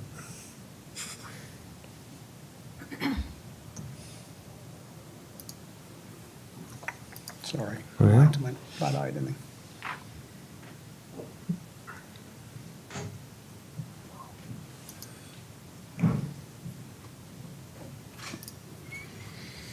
Joshua, do you happen to have the KMZ file that was emailed? For some reason, I'm going to blame the mayor on this. It completely Yeah, your disappeared. line- Your lines went away when you tried to blow it up. Let me see if I, Underwater. oh, there it is. There you go. Yeah, if you could zoom in a bit. Don't zoom in too much, it won't let. So if we start at this house, we work our way seaward. The first line there, which I think is light blue, that is the BCM setback line. The next line we see is the BCM baseline. The two pink lines are what Stephen has designed as the crest of the dune. So the future dune has a 15-foot wide, flat, kind of plateau at the top of it. So that's the two edges of that flat plateau. And it would slope from each side of that? That's correct. Douglas, yeah.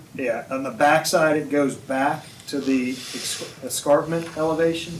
On the front side, it slopes at a 4-to-1 slope down to what they call the berm, and then the berm is the dry sand beach. And as you work your way south, these two lines that are farther out, I'm not sure why they don't extend all the way out. The green line is the base bid amount, where the shoreline is expected to kind of, and it will kind of work its way out, but their science is telling them at the base bid amount, the green line is where the shoreline will equalize. If we only do the minimum in the base bid. The red line is the shoreline if we do all that is allowed under our permit. So we expect to be somewhere kind of in between the green and the red with our ultimate shoreline. Douglas, So is the- high tide, Is the base bid though the 400,000 cubic yards, or is the base bid the 5-something that was in the original one, do you know? I think it's 400. Okay. I believe it's 400, and I think the total is 6, 8, somewhere in there. So you can see that there really is no issue from this kind of conundrum of the dune being landward of OCRM setback until you get to about 6th Avenue. And Douglas 6 I'm is where sorry. the active inlet zone ends, right? That's correct. Roughly. That's correct. I'm sorry, it is, so the dune is well seaward until 6th Avenue. From 6th to 2nd, the two are pretty nicely aligned. So you can see, again, the pink lines and OCRM's lines are pretty much on top of each other until you really get down to the inlet itself. Joshua, can you? And then when you get right to the inlet, you have this somewhat problematic area where if these two lines are 20 feet apart, you can see that this is going out probably 100 feet from where the current escarpment is. And so both engineers have agreed that that wouldn't be a good plan, to put a berm 100 feet out in that area. So we're trying to solve for that area. We think the rest of the area is pretty manageable, and we can kind of commit to putting the berm at BCM's jurisdictional line without much issue. And I think the questions for these parcels is, would they be okay without the dune? So we could do just the berm, add the sand.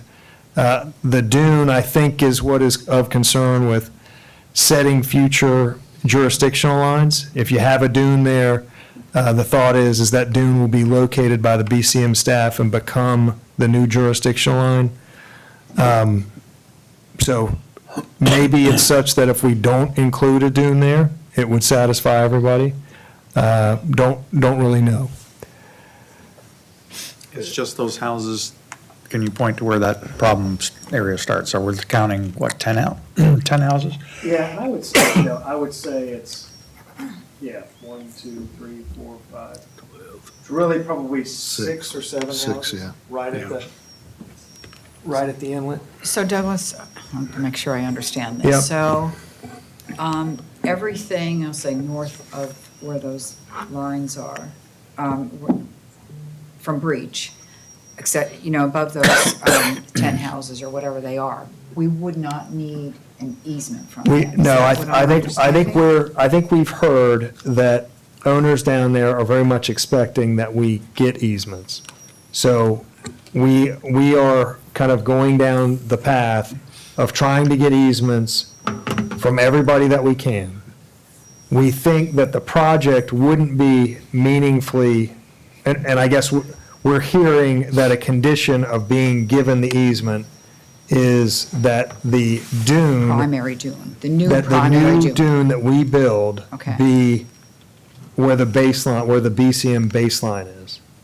And we kind of, in looking through this issue, we're determining that that request is really not terribly problematic until you get to these 7 homes, where the OCRM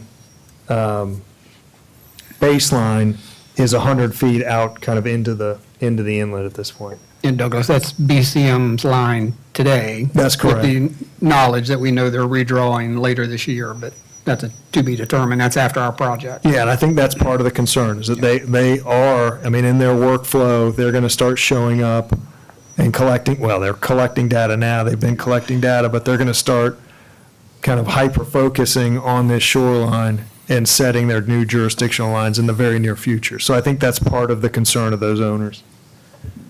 So you're saying that where they want, CSE's recommending building the dune is on the purple lines? That's correct, between the two purple lines. So they would be building it up in the green vegetation? Well, I'm sorry, I should have explained that aerial photograph is old. Okay, so the new, is where the sorry, that current, was an important piece. that's where the current erosion is now? That's correct.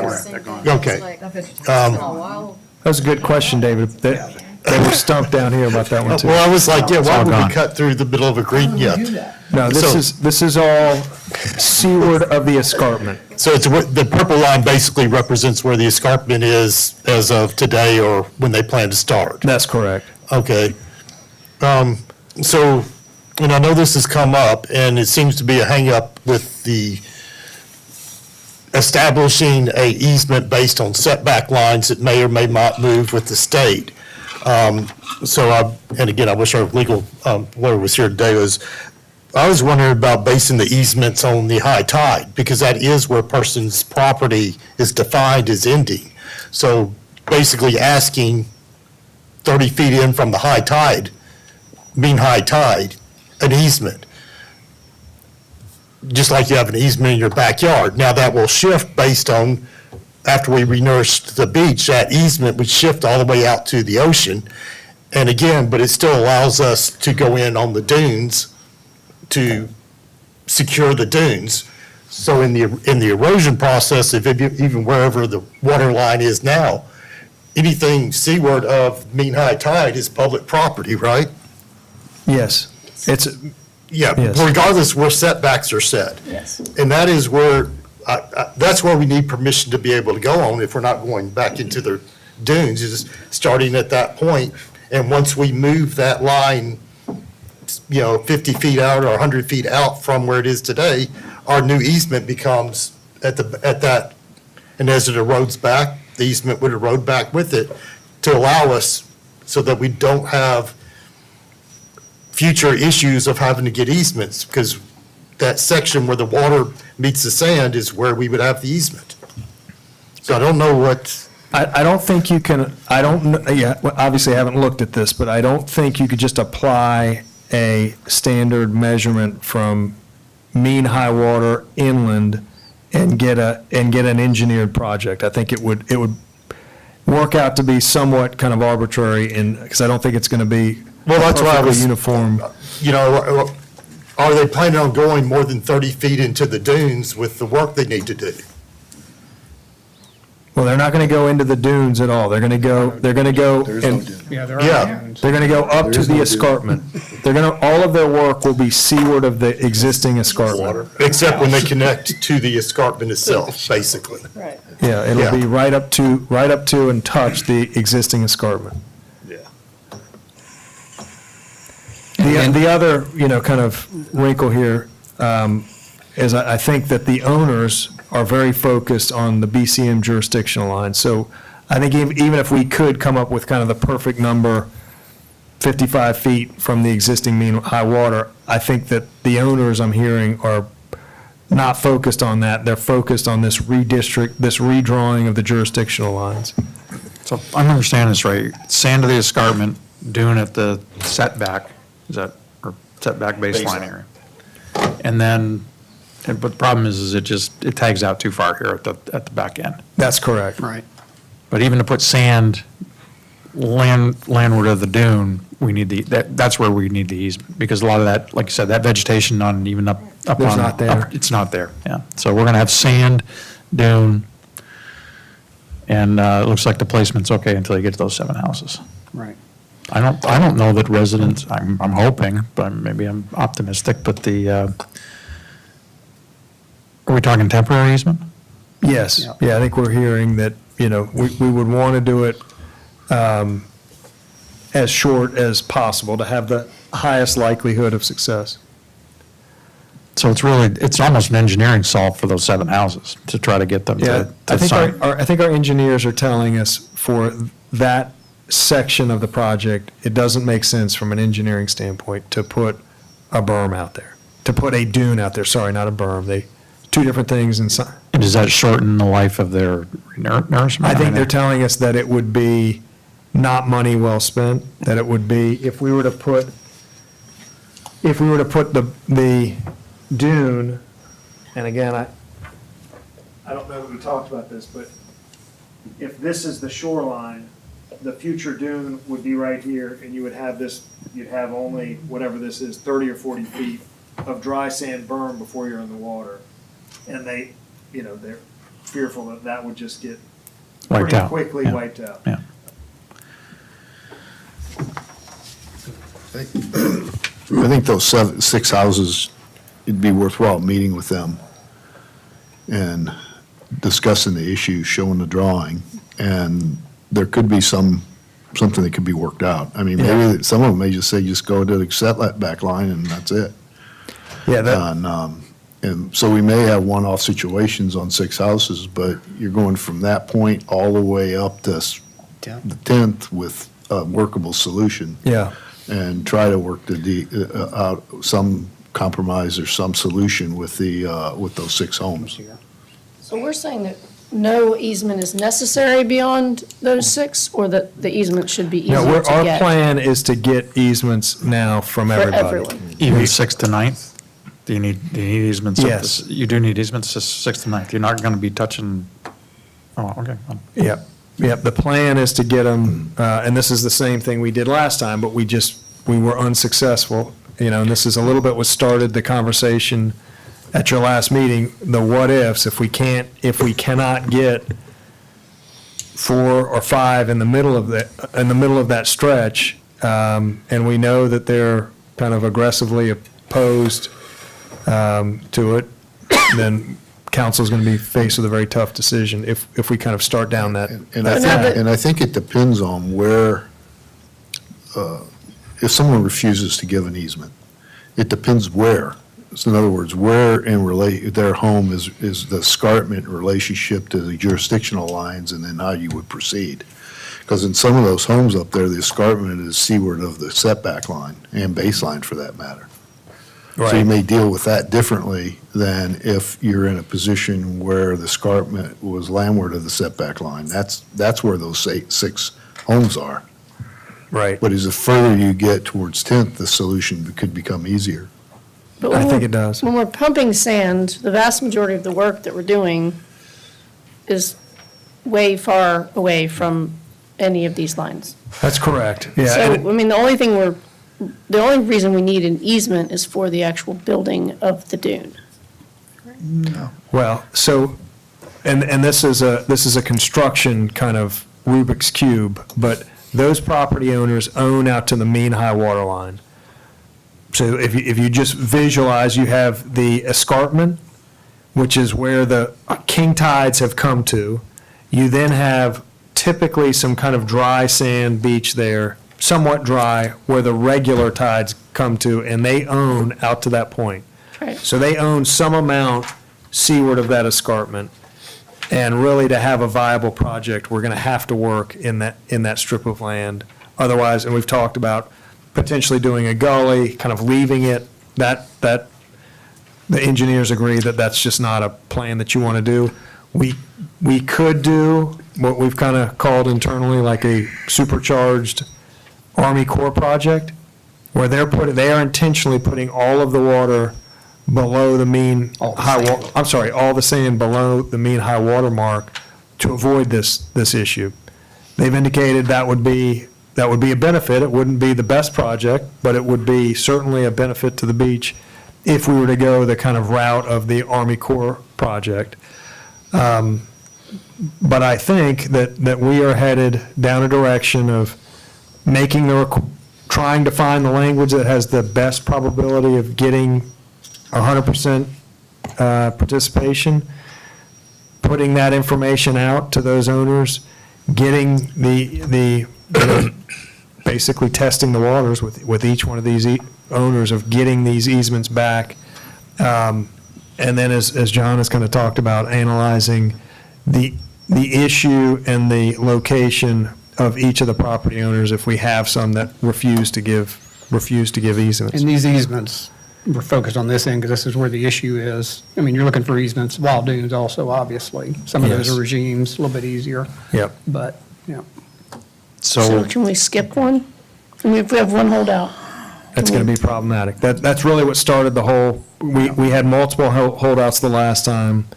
I think we were somewhat expecting that we might have multiple holdouts this time. And if we do, it's the question of what does council do? Do you not do the project? Do you do the project and hope that it goes the way of, it sounds like just about every other community in South Carolina doesn't get the easements?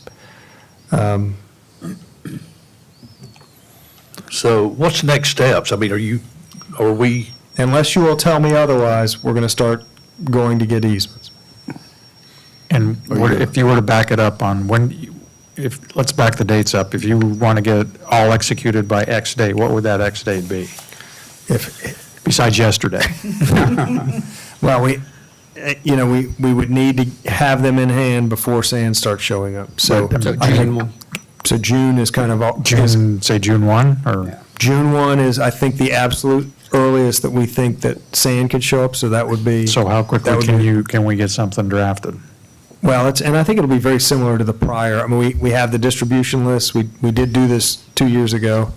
We think it would be the same, largely the same easement, slightly modified to account for this arrangement that we're discussing. But in the next 10 days, we could have, there's a lot of, and we already have work going on to identify those that have changed hands. So, And what will the campaign be to go, and maybe there's a way some of us can help out on that. yeah. Yeah, we have an email distribution list. We have, last time we sent a letter, we sent an email, we held a community meeting, answer questions about the easement, had the designer, the attorney, the city there to kind of talk through issues with the community. I would envision very similar process, and then it was literally 1 million individual meetings with each property owner to talk it through and how it would affect their property. And And we only went to 6 last time, right? We didn't go No, all we the did way them down. all. Did Yeah, we go got all them the way all. down? We didn't Okay. get all the easements, but Alright. yeah, we went the whole way. Alright. There weren't that many holdouts, were there? I think maybe 4, Yeah, so Yeah. 4 out of the whole stretch? yeah, something like that. And there's nothing down there, I mean, like, I got easements all over the place on my property. There's no easement back there. What's their reason for not wanting to? I mean, that's, It was a mix of, I'm sure it's different. yeah, it was different. I mean, some people don't believe in messing with Mother Nature. We had that there was just kind of it's not a good solution. We had that argument a couple of times. Generally, it was the recording of a document in the courthouse with my property, kind of, I think, indicating maybe to a potential future buyer of an issue. I think that was really that seems to be the challenge with these agreements, releases, easements, is that it is a permanent document that's recorded. But once this goes to a temporary, It's still temporary of nature recorded. to get a renourishment project, I don't know how that would be viewed as a negative if I were a Yeah. property buyer. Yeah, going forward, But we you never would know. want to get this to a point where it's a permanent easement. But I would say that in order to get to a point of being able to request permanent easements, we would have to show a little bit more of a track record of project success. I mean, this will be our first ever renourishment project. So I don't think it's this go-round, but looking into the future, I think at some point, we would just want to have permanent easements so we don't have to go through this with every owner every time. Well, and if you wind up going down the Army Corps path, Yeah, it's they're gonna an want easement it. or nothing, Yeah. or it's 100% or nothing. That's correct. So, I mean, I think this council, may not be tonight, but, I mean, you've got to have a path. And I hear you, John, about where it is and where it sits in the lineup. I mean, we need to make a decision on what we're going to do if we don't have 100% participation. And Josh Varner, can you scan up to Wild Dunes, just kind of give a visual for what that looks like up there? I don't think the file includes. Oh, it didn't go all the way? I We don't, were I don't looking- think that's so. all You can right. look. I actually haven't looked up there. So did you put? No, it stops me. You put Stevens' lines on an old picture? Is That's there- correct. is Yeah, there- that aerial is very old. Is there a way that we can, maybe at the next meeting, see what it really looks like with the new pic? with the new- Yeah, I'm sure he can do I that. think that would be helpful, because that could be a visual that might actually help. so it doesn't look like we're putting dunes on. It's a beautiful, we're not taking a beautiful good green Catch, David, good vegetation. catch. Yeah. Yeah, that might help sell it a little bit. It's like red salt. This is what it used to look like. Yeah. Yeah. Douglas, what else you need from this I don't crowd think, tonight? I don't think anything. I think we're good. Do you all, I mean, I would expect to just leave this meeting with kind of general head nods. You haven't voted for anything, but we would just report progress and status at your, Is it At your something next we can meeting. get a copy of or see at the next packet or something, just so we can? you want to what- see it before it goes out? No, not before it goes out. Yeah, I'm we just did saying, that. whatever y'all are doing, Yeah. I don't think we need, not for an approval, but just so we can familiarize ourselves with the And it document. might be I mean, we may not have it out. It's very realistic that we would not have, because it's a full legal document with, legal descriptions applied. Maybe just send so- it to us when you get one. Yeah, Yeah. so I And I can do think, that. Scott, to your point, I mean, if we can help push, Yep. You're going to be yeah. Again, I mean, engaged as a core. Douglas, when do you need to have some direction from council, though, on percentage of easements that are in, or what our path is? I mean, that, I think I think we'll just report back kind of our success or lack thereof as it happens. but I don't want to get to May 15th and decide, well, we're not doing this project because we're 4 easements out. I mean, we need to be having that conversation before that, Agree with that. in Yeah. my opinion. I think we'll have a quick I mean, I think the indication of how it's received is usually, I think it'll be pretty quick. They do seem to, each time we've done it, Okay. it seems to drag on. Well, is There there seems to be some something- stragglers. Is there something we can do now to notify all of, if they haven't been notified, that this is the direction and we can just start Yeah. instead of waiting a couple of weeks to touch everybody? Your 6 sure minutes hopefully not. of live session at your last meeting took off like wildfire. They knew Yes, it did. that night. I know it I think did. 80% knew that But night. maybe not 80%? Wow. I don't know. But yes, we'll start to socialize the fact that we're going to be requesting these easements. On both ends of Yep. the island. Can we go around with like cookies? Yeah. Not to complicate matters, and topic for another day, but I think there's some concern too about the change in volume that we can talk about. Yes. Yeah. Yeah, and we've had talks with Stephen about, and I guess for those that haven't heard or didn't hear Scott's comment, the notion of the volume of the project changing, talk to Stephen about that. It's, the amount of the reduction would be only if more sand is on the beach than was originally contemplated when they laid the project out. So they are actually in the field doing surveys currently, and a large portion of that is to just figure out how much of that Army Corps sand is staying there. Or shoal.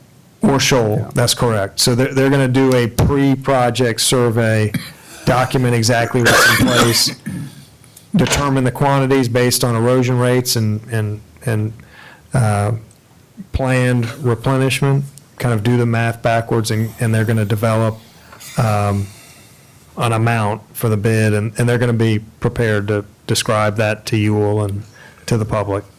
But that's what's going on is some sand has come on shore in certain places, and they were going to back that out from the project if it was warranted. But that'll be a policy decision for you all, and they'll talk through those quantities at an upcoming meeting.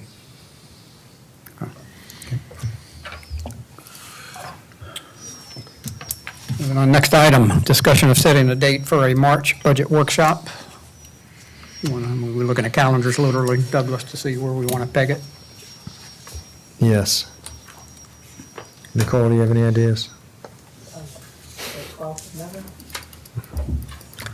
12th of March. Ah, No. 10th is your regular workshop. Yeah, why don't we do that? It would need to be after, committee meetings. Committee meetings week before, I think. Yeah, committee meetings are the Should be. 3rd. So the 11th or the 12th. And we just, I think last year we did it in the morning because we did it early in the, like not early, but like a 10 o'clock sort of thing, and then because we had planning at 4, or maybe it was 1 to 3. On the next day, on the Or the 11th? 11th, yeah, it was like 1 to 3, I think, last year, on the 11th, and then, did you have planning? so 11 from 1 to 3 for our first one. Does that work for everybody? What's the date? The 11th. 11th. Midday? Yep, I think it was Yeah. 1 to 3. 1 to 3, 11. 1 to 3? 1 to 3. 1 to 3? Does that generally work for everybody? Yes. Look at that. We've worn you down. You've gotten very agreeable. Still like to have a thorough discussion on the easement conversation, but that's for another day, I guess. Yes. Discussion of the formation of a standing council finance committee. Douglas, I know we've got a draft Yep. ordinance, I guess kind of walk through what. Yeah, so gets from I will- point A to point B. I will tell you that we are not proud of how creative we were in creating this red line, in that it exactly reestablishes the language that was in the code prior to the Ways and Means Committee being dissolved. It actually didn't. Yeah, there was language in there, and I don't recall what meeting it happened, but 4A did have in it, if requested, assist the city administrator in the annual budget ordinance. The if requested was taken out, so that other than that, this is exactly what was in the code prior to the Ways and Means Committee coming out. We did call it the Finance Committee. We then went back and forth. We've gone back to the Ways and Means Committee. If there's any, I don't know if there's any feelings one way or the other, whether we call it Ways and Means or Finance, we're indifferent. It's pretty standard in government to call it Ways and Means, isn't it? Okay, yeah, I think so. It's In all levels. yeah, it'll give us a little bit of continuity through, when you look at agenda books of years past will be consistent. Anything in the description there? And so for this was obviously a red line. This would get worked into an actual ordinance if the language is agreeable. you would have, and just to kind of talk through what we've talked about, you would have 2 readings of this ordinance. One we could have at the end of February, one we would have in March, but that would mean that your first Ways and Means meeting wouldn't actually be until April. But as Mayor alluded to earlier, we're trying to we actually started this agenda for tonight with the old Ways and Means agendas. So we took a lot of things off of here that we're on that were just non-finance related. So between show up at now and council meeting, April, yeah. we'll try to make this agenda pretty closely match what we think the Ways and Means Committee agenda will look like. Until the Ways and Means gets up. and Until it's up and running. Replaces workshop slot. Yeah, until it's running in April. Should we change on here, it says workshop meetings, Shelton says that they're not going to be any longer, do we just strike that, or? Oh, yes. At the very beginning? Up top. Yep. That's a good catch, yeah. And then Douglas, there's another section. So this is all under memberships, appointment, and responsibilities. Under 1336, there is similar language, and that's under committee meetings. So I'll just ask that that be changed also. There's 2 sections, 31. 2 sections. Look very similar. Yeah. Yeah. And actually, under the change that was made in 2024 that you alluded to, Douglas, was not changed in 1336. I don't know if we can, since we're messing around in that code section anyway, maybe we can make that change also. Yes, if requested. Is in there.